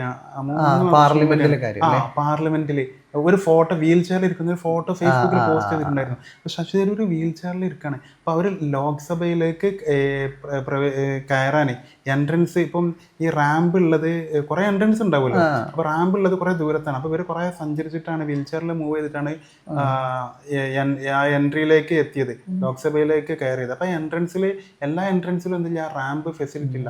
അപ്പോൾ ശശി തരൂർ അപ്പോഴാണ് തന്നെയാണ് ഫേസ്ബുക്ക് സീറോ ഇപ്പൊ പറഞ്ഞ അതുപോലെ തന്നെയാണ് ഒരു ടെമ്പററി ഡിസബിലിറ്റി ആണ് അവർ ഫേസ് ചെയ്തിട്ടുള്ളത്. ടെമ്പററി കാലിന് എന്താ പറ്റിയത് എനിക്കറിയില്ല, ഒരു താൽക്കാലികമായിട്ട് ഒരു വീൽ ചെയറിൽ ഇരുന്നപ്പോ അപ്പോഴാണ് ഷജീർക്ക് ഫേസ്ബുക്കിൽ ഇട്ടത് നമ്മൾ അനുഭവിക്കുമ്പോഴാണ് ഇത് എത്രത്തോളം. ഇപ്പോഴാണ് ഞാൻ ഈ differently abled community, physically disabled ആയിട്ടുള്ള കമ്മ്യൂണിറ്റി എത്രമാത്രം പ്രയാസങ്ങൾ അനുഭവിക്കുന്നുണ്ട് എന്നുള്ളത് ഞാൻ അനുഭവിച്ചപ്പോഴാണ് ഞാൻ മനസ്സിലാക്കുന്നത്. ഈ ലിഫ്റ്റ് മാത്രല്ല ഇപ്പൊ റാമ്പിൻ്റെത് എടുക്കാം. ഇപ്പൊ റാമ്പിൻ്റെത് എടുക്കാന്ന് പറഞ്ഞാല് ഇപ്പോ എല്ലാ എഡ്യൂക്കേഷണൽ ആയിക്കോട്ടെ, ഹോസ്പിറ്റൽ ആയിക്കോട്ടെ, എയർപോർട്ട് ആയിക്കോട്ടെ, ഒരു ഓഡിറ്റോറിയം ആയിക്കോട്ടെ, ഒരു ഷോപ്പ് അതായിക്കോട്ടെ, എല്ലായിടത്തും റാമ്പ് കാണുന്നുണ്ട്. റാമ്പ് കമ്പൾസറി ആക്കിയിട്ടുണ്ട്. ഈ റാമ്പ് സെറ്റ് ചെയ്തെങ്കിലേ എന്ത് കിട്ടുള്ളൂ, ബിൽഡിംഗ് പെർമിഷൻ അല്ലെങ്കിൽ അത് ഫങ്ഷൻ ചെയ്യാൻ ബന്ധപ്പെട്ട സ്ഥാപനങ്ങളിൽ നിന്ന് NOC കിട്ടുള്ളൂ. ഓക്കെ, അപ്പോൾ ഈ റാമ്പ് വേണം. അപ്പോൾ ഇവർ എന്ത് ചെയ്യുന്ന ഒരു റാമ്പ് ക്രിയേറ്റ് ചെയ്യണമെങ്കിൽ, റാമ്പ് സെറ്റ് ചെയ്യണമെങ്കിൽ അതിന് ഇത്ര ഡിഗ്രിയിൽ സ്ലോപ്പ് വേണം, ചെരിവ് വേണമെന്നുണ്ട്. ഓക്കെ, അപ്പോൾ അതൊന്നും പാലിക്കാതെ ഇവർ എന്ത് ചെയ്യും, റാമ്പ് പേരിന് ഒരു തട്ടിക്കൂട്ടിൽ റാമ്പ് ഉണ്ടാക്കും. റാമ്പ് വേണം ഡിഫറെന്റ് ഏബിൾഡ് കമ്മ്യൂണിറ്റി, ഈ ഫിസിക്കലി ചാലഞ്ചഡ് ആയിട്ടുള്ള ആളുകൾക്ക് വേണ്ടി മാത്രമല്ല ബാത്റൂം, ടോയ്ലറ്റ് ഫെസിലിറ്റി വേണം, അവർക്ക് വണ്ടി പാർക്ക് ചെയ്യാനുള്ള ഇത് വേണം, ഇതൊക്കെ വേണം. ഒരു ഓഡിറ്റോറിയത്തിൻ്റെ കേസ് എടുക്കുകയാണെങ്കിൽ ഇതൊക്കെ ഉണ്ടെങ്കിൽ ഫങ്ഷൻ ചെയ്യാൻ പറ്റുള്ളൂ. അപ്പോൾ ഇവർ എന്ത് ചെയ്യും, പേരിന് ഒരു റാമ്പ് സെറ്റ് ചെയ്യും. ഇപ്പോൾ യൂണിവേഴ്സിറ്റിയിലുള്ള നമ്മളെ CH ലൈബ്രറി എടുക്കുക. CH ലൈബ്രറിയിലെ റാമ്പ് അവിടെ ഓൾറെഡി ഒരു മാര്യത്ത ഉണ്ട്, അവിടെ വർക്ക് ചെയ്യുന്നുണ്ട്. അതിലേക്കുള്ള റാമ്പ് അവിടെ കുത്തനായിരുന്നു. ഞാനൊക്കെ കയറുമ്പോൾ എന്തെങ്കിലും നമ്മൾ ലൈബ്രറിയൊക്കെ നമുക്ക് യൂസ് ചെയ്യണം. നമ്മളൊരു ഗവേഷകനായിക്കോട്ടെ അല്ലെങ്കിൽ ഒരു PG സ്റ്റുഡൻ്റ് ആയിക്കോട്ടെ, നമുക്ക് ബുക്സ് കാര്യങ്ങളൊക്കെ ഇത് റെഫർ ചെയ്യേണ്ടി വരും. അപ്പോൾ നമ്മൾ ലൈബ്രറി നമ്മുടെ ഡിപ്പാർട്ട്മെൻറ്റ് ലൈബ്രറിയിൽ ചിലപ്പോൾ ഒരു പക്ഷേ എല്ലാ ബുക്സും അവൈലബിൾ ആയിരിക്കില്ല. പക്ഷേ ലൈബ്രറിയിൽ CH ലൈബ്രറിയിൽ എല്ലാ ബുക്സും അവൈലബിൾ ആയിരിക്കും. അപ്പോൾ നമ്മളവിടെ പോകുമ്പോൾ ഈ റാമ്പ് കയറണമെങ്കിൽ ബാക്കിൽ 2, 3, 4 പേര് പിടിക്കണം. നമ്മൾ ഇലക്ട്രോണിക് വീൽ ചെയറിൽ കയറുമ്പോൾ. മറ്റേത് ഒരു സാധാരണ റാമ്പ് എന്ന് പറഞ്ഞാൽ നമ്മൾ ഒരാളെ ഒരു എക്സ്റ്റേണൽ സപ്പോർട്ട് ഇല്ലാണ്ട് നമുക്ക് സ്വയം കയറണം. അങ്ങനെ ആയിരിക്കണം റാമ്പ്. ഇതെന്താ വെച്ചാൽ നമ്മളോട് കയറിയാൽ നമ്മൾ തല കുത്തി തല മറിഞ്ഞ് വീണ് ആക്സിഡന്റ് അങ്ങനെ എന്തെങ്കിലും. യെസ്. അപ്പൊ ഞാനൊക്കെ കയറുമ്പോൾ സീറോക്കിന്റെ കൂടെ ഒരുപാട് പോയാലേ നമ്മള് വീൽ ചെയർ ബാക്കിൽ 3-4 പേടിയാണ്. അപ്പൊ അങ്ങനല്ലേ ആ ഒരു പ്രശ്നം. പിന്നെ അങ്ങനെ അതേപോലെ നമ്മളെ ക്യാൻറ്റീൻ ഉണ്ടല്ലോ, ക്യാൻറ്റീനിൽ റാമ്പില്ല. അത് എല്ലാവരും ഇത് ചായ അതൊക്കെ കഴിക്കാൻ ക്യാൻറ്റീനിൽ അകത്ത് കയറി കഴിക്കുമ്പോൾ നമ്മളൊക്കെ പുറത്ത് മതിൽമേൽ ഇരുന്നിട്ടാണ്. എന്നെ ഒറ്റയ്ക്ക് ആക്കണ്ടെന്ന് പറഞ്ഞിട്ട് സീറോ അല്ലെ നമ്മുടെ ഫ്രണ്ട്സൊക്കെ നമ്മൾ ഒറ്റയ്ക്ക് ചായ വാങ്ങിയിട്ട് നമ്മൾ പുറത്തുനിന്ന് കഴിക്കും. അത് ഡിസ്ക്രിമിനേറ്ററി ഫീലിംഗ് അല്ലേ നമുക്ക്. എല്ലാവരും അകത്ത് നമുക്കും അകത്ത് കണ്ട് നമുക്ക് അകത്ത് കയറാതെ നമുക്കെന്ന് വെച്ചാൽ നമുക്കത് ശബ്ദിക്കാൻ പറ്റും. നമുക്ക് റൈറ്റ്, നമ്മൾ പൊളിറ്റിക്കൽ സയൻസ് നമ്മളെ അവകാശങ്ങളെ കുറിച്ച് നമ്മളെ അവകാശം ഞാനിപ്പോഴും പറയുന്നല്ലോ, അവസാനത്തെ റിസർച്ച് കഴിഞ്ഞിട്ട് ഓപ്പൺ ഡിഫൻസിന് പോലും ഡിപ്പാർട്ട്മെന്റ് കയറാൻ കഴിഞ്ഞില്ല. കാരണം ആ ഡിപ്പാർട്ട്മെന്റിൽ തന്നെ പക്ഷേ സോഷ്യൽ ജസ്റ്റിസിനെ കുറിച്ച് നാഷണൽ സെമിനാർ നടന്നു. അതേ നാഷണൽ സെമിനാർ നടന്ന അതേ ഡിപ്പാർട്ട്മെന്റിൽ ഒരു ഗവേഷകന് ഓപ്പൺ ഡിഫൻസ് വരെ ഹിസ്റ്ററി ഡിപ്പാർട്ട്മെന്റിലെ അതിൽ വെച്ച് നടത്തേണ്ടി വന്നു. തീർച്ചയായിട്ടും. അപ്പോൾ ഈ എന്താ പറയാ, നമ്മളെ ഈ ക്യാൻറ്റീൻ ഉണ്ടല്ലോ, ക്യാൻറ്റീനിലേക്ക് റാമ്പില്ല. അതുപോലെ പാർക്കിലേക്ക് അവിടെ ചെറിയൊരു എഡ്ജാണ്, അത് കയറാൻ പറ്റുന്നില്ല.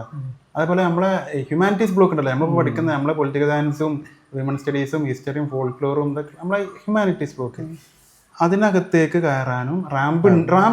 അവിടെ റാമ്പ് ഉണ്ട്, പക്ഷെ എന്താണ് അത് യൂസ്ഫുൾ അല്ല. അത് ഒരു ഭയങ്കര കുത്തനുള്ളത്. അങ്ങനെ ഞാൻ ഇത് VC രജിസ്ട്രാറോടൊക്കെ പറഞ്ഞു. അങ്ങനെ VC അവരൊക്കെ എന്ത് ചെയ്തു, പോസിറ്റീവായിട്ട് തന്നെ ഇതിൽ ഇന്റർവ്യൂ ചെയ്തിട്ടോ. അങ്ങനെ എന്താ പറയുക, CH ലൈബ്രറിയിലേക്കുള്ള ആ റാമ്പ് പൊളിച്ചു. അവിടെ പകരം വേറെ റാമ്പ് ഉണ്ടാക്കി സെറ്റ് ചെയ്തു. ക്യാൻറ്റീനിലേക്ക് റാമ്പ് തന്നെ അല്ലായിരുന്നു, അവിടെ പുതിയ റാമ്പ് സെറ്റ് ചെയ്തു. പാർക്കിലേക്ക് എനിക്ക് ഇപ്പോഴും ഓർമ്മയുണ്ട്, അന്ന് PVC നമ്മളെ നാസർ സാറായിരുന്നു. നാസർ സാറോട് ഞാൻ ഈ കാര്യം പറഞ്ഞു, സാറേ എനിക്ക് പാർക്കിലേക്ക് എനിക്കും എൻജോയ് ചെയ്യണം, നമുക്ക് എല്ലാവർക്കും എൻജോയ് ചെയ്യണം.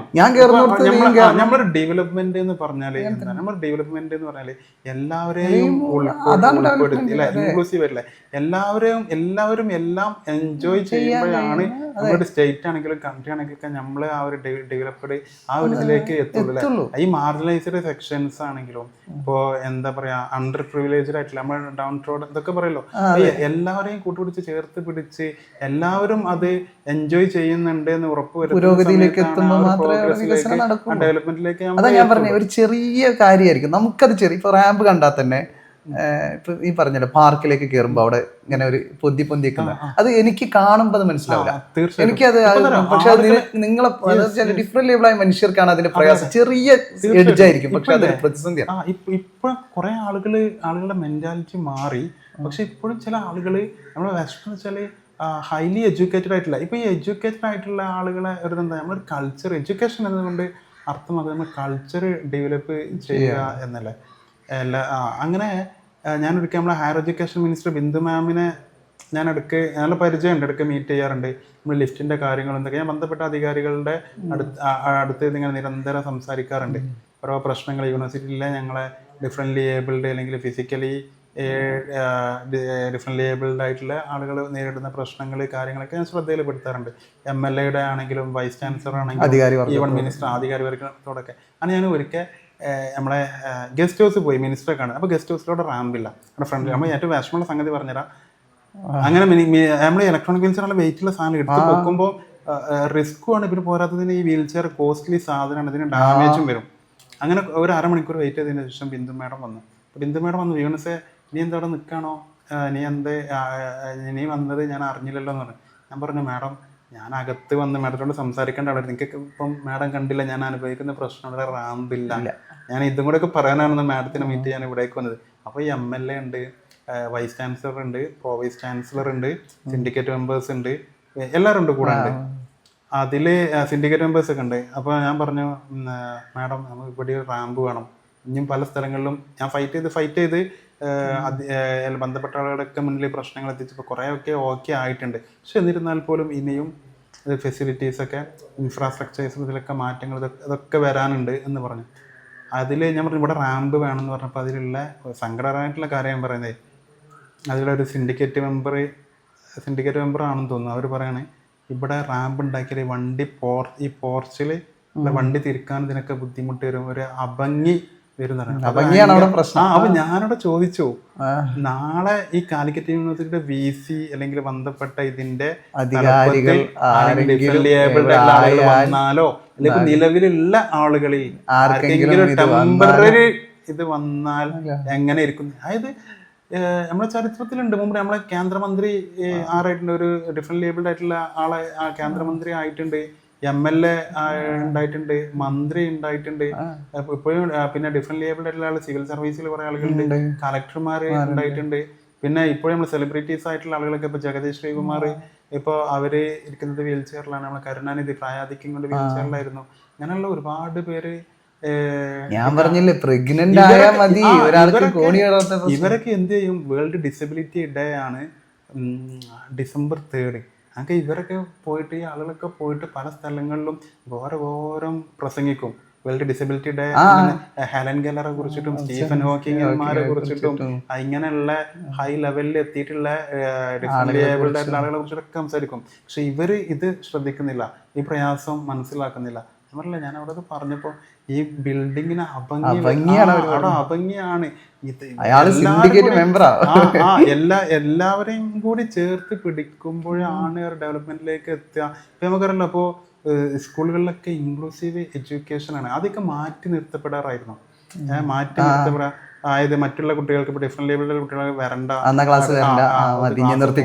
അതാണ് ഇതാണ് എന്നൊക്കെ പറഞ്ഞിട്ട് ഇപ്പൊ പറഞ്ഞാല് ഇപ്പൊ നമുക്കറിയാം ഈ BEdന്റെ ഇതിൽ സിലബസിൽ അല്ലെങ്കിൽ BEd ഇതിലൊക്കെ ഇൻക്ലൂസീവ്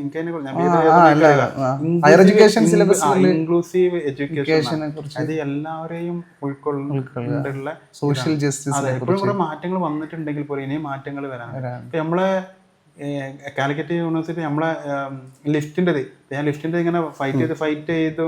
ഞാൻ ഹയർ എഡ്യൂക്കേഷൻ മിനിസ്റ്റേഴ്സിനെ നമ്മൾ അന്ന് KT ജലീലായിരുന്നു, KT ജലീൽ സാർ ആയിരുന്നു ഹയർ എഡ്യൂക്കേഷൻ മിനിസ്റ്റർ. അവരെ ഡയറക്റ്റ് ഞാൻ മീറ്റ് ചെയ്തിട്ടുണ്ട് ലിഫ്റ്റിന്റെ കാര്യം പറഞ്ഞിട്ട്. അതുപോലെ എന്താ പറയാ, മുഖ്യമന്ത്രിക്ക് ഞാൻ ലെറ്റർ കൊടുത്തിട്ടുണ്ട്, പിന്നെ ഗവർണർക്ക് കൊടുത്തിട്ടുണ്ട്, UGCക്ക് മെയിൽ ചെയ്തിട്ടുണ്ട്. അത് താഴെ തട്ടിൽ നിന്ന് പോയതിന് ശേഷം ഇപ്പം ആദ്യം VCക്ക് രജിസ്ട്രാർ, അപ്പോൾ ഇവർക്കൊക്കെ പരിമിതികൾ ഉണ്ടെന്ന് പറഞ്ഞു, ഫണ്ടിന്റെയും കാര്യങ്ങളൊക്കെ.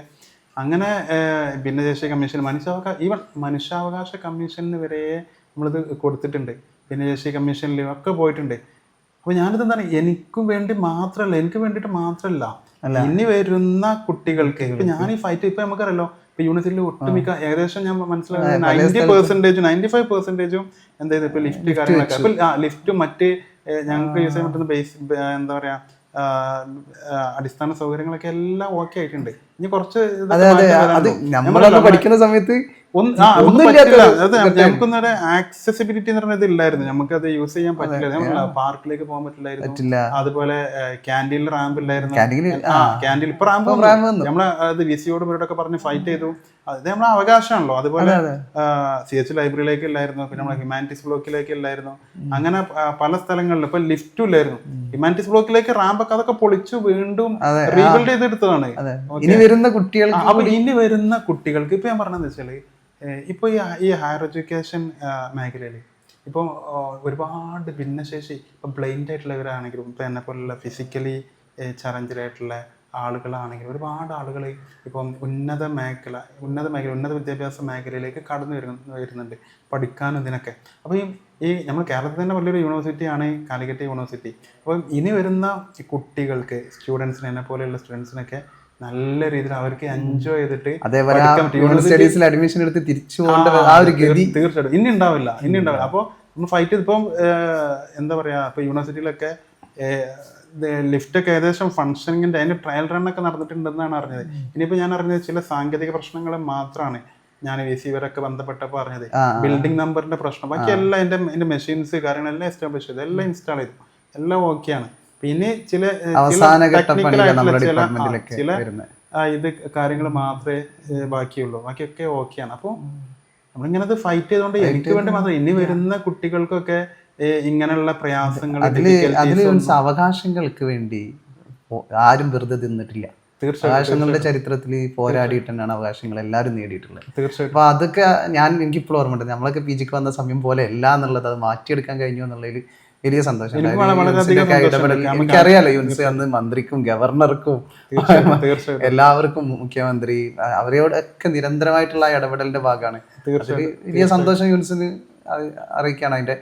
പിന്നെ എനിക്ക് ഈ ഒരു സംശയം എന്താ വെച്ചാൽ, നമ്മൾ ഈ പൊതുവെ സമൂഹം ഇടപെടുമ്പോൾ, ഇപ്പൊ ഞാനൊക്കെ യൂണിവേഴ്സിനോട് ഇടപെടുമ്പോൾ പൊതുവെ സാധാ പോലെ ഇടപെടാം. പുറത്തുനിന്ന് ആരെയും കണ്ടാൽ വിചാരിക്കും ഇവൻ എന്താ യൂണിവേഴ്സിനോട് അങ്ങനെ ഇടപെടുന്നത്, പലരും എന്നോട് അറിയാതെ ചോദിക്കാം. കാരണം ഞാൻ യൂണിവേഴ്സിനോട് ഇടപെടുന്നത് എന്താ വെച്ചാൽ എൻ്റെ ഒരു സുഹൃത്ത് എല്ലാ സുഹൃത്തുക്കളെ പോലെ തന്നെ ഇടപെടുന്നത്.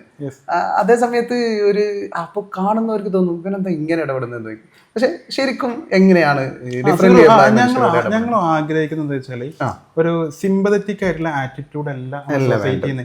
ഈവൻ നമ്മളെ ഫ്രണ്ട്സുകളെ ഇടയിൽ നിന്ന് പോലും നമ്മൾ ആഗ്രഹിക്കുന്നത് എന്താണ്, സിമ്പതറ്റിക് ആയിട്ടുള്ള ഒരു ആറ്റിറ്റ്യൂഡ് അല്ല. ചില ആളുകളുടെ എന്താണ്, അവൻ പാവാണ് കേട്ടോ, നടക്കാൻ വയ്യാത്ത ആൾ, കണ്ണ് കാണാൻ പറ്റാത്ത ആള്, അപ്പൊ ആ ഒരു സിമ്പതറ്റിക് ആറ്റിറ്റ്യൂഡിൽ മാത്രം ബിഹേവ് ചെയ്യും. അങ്ങനല്ല, നമ്മള് സാധാരണ പോലെ നമ്മള് സാധാരണ ഫ്രണ്ട്സ് തമ്മിൽ അങ്ങനെ അങ്ങോട്ടും ഇങ്ങോട്ടൊക്കെ എന്തൊക്കെയാ പറയും, തമാശക്ക് അങ്ങനെയൊക്കെ പറയില്ല. അതുപോലെയാണ് നമ്മളും ആഗ്രഹിക്കുന്നത് അല്ലേ? ആ ഇതന്നെയാണ് നമ്മള് ആഗ്രഹിക്കുന്നത്. അല്ലാതെ അതില് ഇതൊന്നുമല്ല. ഞാനും ആഗ്രഹിക്കുന്നത് എമ്പതറ്റിക് ആയിട്ടുള്ള അതാണ്. അതല്ല സിമ്പതി അല്ല, സിമ്പതി അല്ല. അതായത് എമ്പതറ്റിക് ആയിട്ടുള്ള ആറ്റിറ്റ്യൂഡാണ്. ഇപ്പൊ സിമ്പതി എന്ന് പറഞ്ഞാല് അയ്യോ പാവം. ഇപ്പൊ എനിക്ക് സൊസൈറ്റിയോടും ഇപ്പൊ സിറുവിനെ പോലെയുള്ള അല്ലെങ്കിൽ ഇപ്പൊ ഫിസിക്കലി ഏബിൾഡ് ആയിട്ടുള്ള ആളുകൾ തന്നെ ആയിക്കോട്ടെ, എനിക്ക് പറയാനുള്ളത് എന്താ പറയാ, സിമ്പതിയിലല്ല, നമ്മൾ എമ്പതറ്റിക് എമ്പതറ്റിക് ആറ്റിറ്റ്യൂഡ് ആയിട്ടുള്ള ഒരു അപ്രോച്ചാണ് വേണ്ടത്. അതായത് എമ്പതി എന്ന് പറഞ്ഞാൽ ഒരു സഹാനുഭൂതി. ആ ഒരു സ്ഥാനത്ത് ഇപ്പൊ നേരത്തെ സിറു പറഞ്ഞല്ലോ, ഇപ്പൊ വൈഫിന്റെ ഇത് പറഞ്ഞല്ലോ, പ്രഗ്നന്റ് ആയ സമയത്ത് സ്റ്റെയർ കയറാൻ പ്രയാസം, ഡിപ്പാർട്ട്മെന്റ് മുകളിലായിരുന്നു. അപ്പോഴാണ് എന്താണ് നമുക്ക് അനുഭവിക്കുമ്പോൾ ആണ് നമുക്കത് മനസ്സിലാവുന്നത്. ചെറിയ കാര്യമായിരിക്കും. പക്ഷെ സിമ്പതറ്റിക് ആറ്റിറ്റ്യൂഡ് എന്ന് പറഞ്ഞിട്ടാണെങ്കിൽ ഇപ്പൊ ഒരാളെ നമ്മൾ കാണുമ്പോൾ അയ്യോ പാവം എന്ന് പറയുമ്പോൾ അത് സിമ്പതിയാണ്. നമ്മൾ എമ്പതറ്റിക് ആറ്റിറ്റ്യൂഡ് എന്ന് പറയുമ്പം എന്താണ്, ആ ആളെ സ്ഥാനത്ത് ഞാനാണെങ്കിലോ ആ പൊസിഷനിൽ നമ്മൾ ആ ഒരു സഹാനുഭൂതി, ആ ഒരു തോട്ട് നമ്മളിൽ വർക്ക് ചെയ്യുമ്പോഴാണ് അവിടെ എമ്പതി വർക്ക് ആവുന്നത്. അങ്ങനെ ഉന്നതമായ നീതിബോധത്തോടു കൂടി ഇടപെടണം. യെസ്. അത് എൻ്റെ ഒരു ഫാമിലി മെമ്പർ ആണെങ്കിലോ എൻ്റെ റിലേറ്റീവ് ആണെങ്കിലോ അല്ലെങ്കിൽ അത് ഞാനാണെങ്കിലോ എന്നുള്ള ആ സ്ഥാനത്ത് ഞാനാണെങ്കിലോ എന്നുള്ള ആ ഒരു തിങ്കിങ്, ആ ഒരു തോട്ട് നമ്മളിൽ വർക്ക് ചെയ്യുമ്പോൾ നമ്മളെല്ലാവരെയും പോലെ ആയി പരിഗണിച്ചുകൊണ്ട് എല്ലാവർക്കും പരിമിതി ഉണ്ടാവും. ആ പരിമിതിക്ക് സഹായങ്ങൾ ചെയ്തുകൊണ്ട് അങ്ങോട്ടും ഇങ്ങോട്ടും മുന്നോട്ട് പോകാനാണ് ശരി. അതാണ് അതിന്റെ ഒരു ശരിയായി. ഇനി എനിക്ക് ചോദിക്കാനുള്ള എന്താ വെച്ചാൽ, ഇനി ഇപ്പം PhD ഒക്കെ കഴിഞ്ഞു, ഇപ്പോൾ ഡോക്ടറേറ്റ് ഒക്കെ കിട്ടി നിൽക്കുകയാണല്ലോ, ഇനിയിപ്പോൾ എന്താണ് യൂണിസ് സമൂഹത്തിന് വേണ്ടി എന്തെങ്കിലും ചെയ്യാനോ എന്തെങ്കിലും അങ്ങനത്തെ പദ്ധതി എന്തെങ്കിലും? അല്ല, എന്നെ സംബന്ധിച്ചെന്ന് വെച്ചാൽ എന്നെ പോലെയുള്ള ഒരുപാട് ഡിഫറെൻ്റ്ലി ഏബിൾഡ് ആയിട്ടുള്ള ആളുകളുടെ ഫിസിക്കലി ചലഞ്ചഡ് ആയിട്ടുള്ള അല്ലെങ്കിൽ മറ്റ് പ്രശ്നങ്ങളൊക്കെ നേരിടുന്ന ഫേസ് ചെയ്യുന്ന സൊസൈറ്റിയിൽ നേരിടുന്ന ഒരുപാട് ആളുകളുണ്ട്. അപ്പോൾ ഇവരൊക്കെ എന്താ ചെയ്യുക, സൊസൈറ്റിയുടെ മെയിൻ സ്ട്രീമിലേക്ക് കൊണ്ടുവരിക എന്നുള്ള ആ ഒരു ആഗ്രഹം, ആ ഒരു ലക്ഷ്യം എനിക്കുണ്ട്. അപ്പോൾ അവർക്ക് നമുക്ക് വേണ്ടപ്പെട്ട ആളുകൾക്ക് എഡ്യൂക്കേഷന് കൊടുക്കുക. അപ്പോൾ ഞാൻ നേരത്തെ പറഞ്ഞല്ലോ, ഇപ്പോൾ അക്കാദമിക്കിൽ ഇപ്പോൾ ഒരുപാട് ഇപ്പോൾ കുട്ടികൾ ഇപ്പോൾ ഉന്നത വിദ്യാഭ്യാസ മേഖലയിലേക്ക് കടന്നു വരുന്നുണ്ട്. നമുക്ക് കാണാൻ പറ്റും പല കോളേജിലും പോയാൽ ഒരു കുട്ടിയെങ്കിലും ഇല്ലാത്ത ചിലപ്പോൾ ഒരു ഹയർ സെക്കൻഡറി അല്ലെങ്കിൽ കോളേജോ അല്ലെങ്കിൽ യൂണിവേഴ്സിറ്റി ഇല്ലാത്ത ഇതുണ്ടാവില്ല. അത് ബ്ലൈൻഡ് ആയിട്ടാണെങ്കിലും ഇപ്പോൾ നടക്കാൻ വയ്യാത്ത ആണെങ്കിലും പല കുട്ടികൾ ഉണ്ട്. അപ്പോൾ ഇപ്പോൾ ഒരുപാട് ആളുകൾ ഇപ്പോൾ പലരിൽ നിന്നും ഇൻസ്പിറേഷനും കാര്യങ്ങളും നമ്മുടെ സൊസൈറ്റിയുടെ ആറ്റിറ്റ്യൂഡൊക്കെ മാറി. അധ്യാപകരാണെങ്കിൽ എല്ലാവരും ഇപ്പം ക്ലാസ്മേറ്റ്സ് ആണെങ്കിലൊക്കെ ഫുള്ളി സപ്പോർട്ടായിരിക്കും. ആദ്യം ഇങ്ങനെ സപ്പോർട്ട് ഇല്ലായിരുന്നു. കുട്ടികളുടെ ഒരു ദേഷ്യം, അധ്യാപകർക്ക് ദേഷ്യം, പാരന്റ്സിനോട് പറയാം എന്തിനാണ് നിങ്ങൾ ഇങ്ങനെ വീട്ടിലിരുന്നാൽ പോരെ, വീട്ടിൽ നിന്നിട്ട് എന്തിനാ ഇങ്ങനെ ഇങ്ങോട്ടേക്ക് കൊണ്ടുപോയി. അങ്ങനെയല്ല, ഇപ്പൊ എല്ലാവരും ടീച്ചേഴ്സ് ആണെങ്കിലും ആരെ ക്ലാസ്മേറ്റ്സ് ആണെങ്കിലും എല്ലാവരും ഫുള്ളി സപ്പോർട്ടീവാണ്. അപ്പൊ അങ്ങനെ എന്ത് ചെയ്യാ, ഇവരെ ഈ അത് വെറുതെ ഉണ്ടായി വന്നതല്ല കേട്ടോ, യൂണിസിനെ പോലുള്ള മനുഷ്യർ നടത്തിയ ഒരു അങ്ങനെ വിചാരിക്കുന്നു. അപ്പൊ എൻ്റെ ഒരു ആഗ്രഹം എന്താ വെച്ചാല് ഇങ്ങനെയുള്ള കുട്ടികൾക്കൊക്കെ താല്പര്യമുള്ള കുട്ടികൾക്ക് ഇവർക്കൊക്കെ പല കഴിവുകളുണ്ട്. എല്ലാവരും മൾട്ടി ടാലന്റഡ് പേഴ്സൺസ് ആണ്. കുട്ടികളൊക്കെ പല കഴിവുകളുണ്ട്. നമ്മളെ കഴിവുകൾ ചില കുട്ടികൾക്ക് ഇപ്പോൾ അക്കാദമിക്കലി നല്ല താല്പര്യം ഉണ്ടായിരിക്കും. അപ്പൊ നമ്മളെ ഇവരെന്താണ് ആപ്റ്റിറ്റ്യൂഡ് എന്താണെന്ന് നമ്മള് മനസ്സിലാക്കണം. അത് ജന്മന ബൈബർത്ത് കിട്ടുന്ന കഴിവുകളുണ്ട്. അത് നമ്മളെ പാരന്റ്സ് ആണെങ്കിലും ഇപ്പം ഈ ടീച്ചേഴ്സ് ഉണ്ടല്ലോ, റിസോഴ്സ് ടീച്ചേഴ്സൊക്കെ BRC എന്ന് പറയുന്നത് 18 വയസ്സിന് താഴെയുള്ള കുട്ടികളെ അവരെങ്ങനെ സ്പെഷ്യലി ഏബിൾഡ് കുട്ടികളെ പ്രൊമോട്ട് ചെയ്ത് മുന്നോട്ട് കൊണ്ടുവരിക എന്നുള്ളതാണ്. അപ്പോൾ ഇങ്ങനെയുള്ള കുട്ടികൾ ഇവർക്ക് അറിയാൻ പറ്റും, പാരൻസിന് അറിയാൻ പറ്റും. അപ്പോൾ അവർ ആപ്റ്റിറ്റ്യൂഡ് തിരിച്ചറിഞ്ഞിട്ട് ഇപ്പോൾ വിദ്യാഭ്യാസം കൊടുക്കുക, വിദ്യാഭ്യാസത്തിലൂടെ മുന്നോട്ട് കൊണ്ടുവന്നിട്ട് അതുവഴി എന്താണ് ഒരു സെൽഫ് സഫിഷ്യൻറ്റ് അല്ലേ, ഒരു സ്വയം പര്യാപ്തത, നമ്മൾ സ്വന്തം കാലിൽ നിൽക്കാനുള്ള ആ രീതിയിലേക്ക് കുട്ടികളെ എത്തിക്കുക. അവരെ വീടകങ്ങളിൽ തളച്ചിടാതെ അല്ലെങ്കിൽ ഒരു സാധാപത്തിൻ്റെ ഇത് മാത്രം അതിലൊതുക്കി വീടിൻ്റെ 4 ചുവരുകൾക്കുള്ളിൽ ഒതുക്കി നിർത്താതെ അവരുടെ കഴിവ് തിരിച്ചറിഞ്ഞ് അതിന്റെ മുന്നിലുണ്ടാവുന്ന പ്രതിസന്ധികളെ മുഴുവനും തരണം ചെയ്യണം. ഈ ഒരു അക്കാദമിക്കലി മാത്രമല്ല, എല്ലാവർക്കും ചിലപ്പോൾ അതിൽ ചിലപ്പോൾ തിളങ്ങാനോ ചിലപ്പോൾ ഷൈൻ ചെയ്യാൻ പറ്റിക്കൊള്ളുന്നില്ല. എല്ലാവരും ബ്രൈറ്റ് ആയിട്ടുള്ള കുട്ടികളായിരിക്കും. അപ്പോൾ ഞാൻ നേരത്തെ പറഞ്ഞ പോലെ മൾട്ടി ടാലന്റഡ് ആയിട്ടുള്ള, അപ്പോൾ ചില കുട്ടികൾ പല കഴിവുകളായിരിക്കും ദൈവം കൊടുത്തിട്ടുണ്ടായിരിക്കുക. ഇപ്പോൾ നമ്മളിപ്പോൾ അല്ലേ, ഇപ്പോൾ ഈ കുട്ടി നമ്മൾ പറയാം ഡിഫറെൻ്റ്ലി ഏബിൾഡ് എന്ന് പറയും. ഇപ്പോൾ UAE പേഴ്സൺ വിത്ത് ഡിറ്റർമിനേഷൻ എന്ന് പറയാം. അതായത് ദൃഢനിശ്ചയമുള്ള ആളുകൾ അല്ലെങ്കിൽ ആളുകൾ എന്നൊക്കെയാണ് അവരെ വിശേഷിപ്പിക്കുന്നത്. അത് പേഴ്സൺ വിത്ത് ഡിസബിലിറ്റീസ്. എനിക്കിപ്പോഴും ഓർമ്മയുണ്ട്, 5-6 വർഷം മുമ്പാണ് നമ്മുടെ ഇന്ത്യൻ പ്രൈം മിനിസ്റ്റർ നരേന്ദ്രമോദി അവർ പറഞ്ഞിട്ടുണ്ടായിരുന്നത്, നമ്മൾ ഇങ്ങനെയുള്ള ആളുകൾ നമ്മൾ അമേസിങ് ഏബിൾഡ് പേഴ്സൺ എന്നാണ്, അത് ദിവ്യാംഗർ എന്നൊക്കെയാണ് അവർ പ്രധാനമന്ത്രി വിശേഷിപ്പിച്ചിട്ടുണ്ടായിരുന്നത്. ഒരു രാജ്യത്തിന്റെ പ്രധാനമന്ത്രി, നമ്മുടെ ലോകത്തെ ഏറ്റവും കൂടുതൽ ജനസംഖ്യയുള്ള രാജ്യത്തിന്റെ പ്രധാനമന്ത്രിയാണ് പറയുന്നത് അവർ ദിവ്യാംഗർ എന്ന് യൂസ് ചെയ്യണം എന്നാണ്. അങ്ങനെ അഭിസംബോധന ചെയ്യണം. ഖത്തറിലെ ലോകകപ്പിന്റെ ഉദ്ഘാടനത്തിന് അന്ന് പയ്യന്റെ പേര് ഞാൻ മറന്നു. അത് ലോകത്തിന് വലിയൊരു മാതൃക ആയിട്ടുണ്ടായിരുന്നു. അതായത് ആ വേൾഡ് കപ്പിന്റെ ദിനം അവരെ ചേർത്ത് പിടിക്കേണ്ടതായിരുന്നേ. ആ കുട്ടിയായിരുന്നു ഖുറാൻ റിസൈറ്റ് ചെയ്തിട്ടുണ്ടായിരുന്നത് ആ പയ്യനാണ്. അപ്പം പ്രധാനമന്ത്രി പറഞ്ഞ പോലെ എന്താ പറയാ, സ്പെഷ്യലി ഏബിൾഡ് ആയിട്ടുള്ള, അതായത് ദിവ്യാംഗർ എന്നാണ് പറഞ്ഞത്, അമേസിങ് ഏബിൾഡ് പേഴ്സൺസ് അല്ലെങ്കിൽ പീപ്പിൾ എന്നാണ് വിശേഷിപ്പിച്ചത്. കാരണം വെച്ചാൽ നമുക്ക് നഗ്നനേത്രങ്ങൾ കൊണ്ട് കാണാൻ സാധിക്കാത്ത വിധ കഴിവുകൾ ഇവർക്കുണ്ടെന്നാണ് പറഞ്ഞത്. അപ്പോൾ ഞാൻ പറഞ്ഞത് വെച്ചാൽ ഇങ്ങനെയുള്ള ഞാൻ പറയില്ല മൾട്ടി ടാലന്റഡ് പേഴ്സൺസ്. അപ്പോൾ ഇവർക്ക് പല കഴിവുകളുണ്ടാവും. ഇപ്പോൾ ചില കുട്ടികൾ നമുക്ക് നല്ല ചിത്രം വരക്കും, പെയിന്റിങ്, ചിത്രം, പാട്ട് പാടും, കഥ, നോവല്, എഴുത്ത്. ഈ തൂലിക ചലിപ്പിക്കുക എന്ന് പറഞ്ഞാൽ എഴുത്ത്, അത് എല്ലാവർക്കും കിട്ടാത്ത ഒരു കഴിവാണ് അല്ലേ. ഇപ്പൊ ഞാനൊക്കെ ഇങ്ങനെ ആഗ്രഹിക്കാറുണ്ട്. നമുക്ക് ചില ഇത് കാണുമ്പോൾ നമുക്ക് ഭയങ്കര അസൂയപ്പെടും. ചിത്രം വരക്കും, എഴുത്ത് അല്ലെ, ആ തൂലിക. നമുക്കറിയാം, നമുക്ക് ലോക ചരിത്രത്തിൽ ഇടം നേടിയായിട്ടുള്ള എഴുത്തുകാരും ചിത്രരചക്കാരൊക്കെ ഉണ്ട്.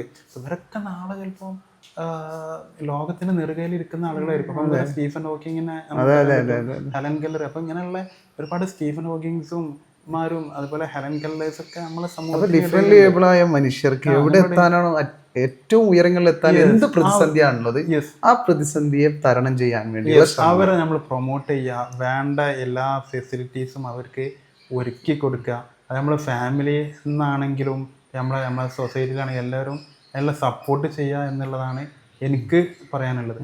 അതിനുവേണ്ടിയുള്ള ശ്രമങ്ങളാണ് ഉണ്ടാവുക. ശ്രമങ്ങൾ തീർച്ചയായിട്ടും. Okay, thank you Yunus. ഇത്രയും സമയം നമ്മളെ കൂടെ നിന്നതിന്.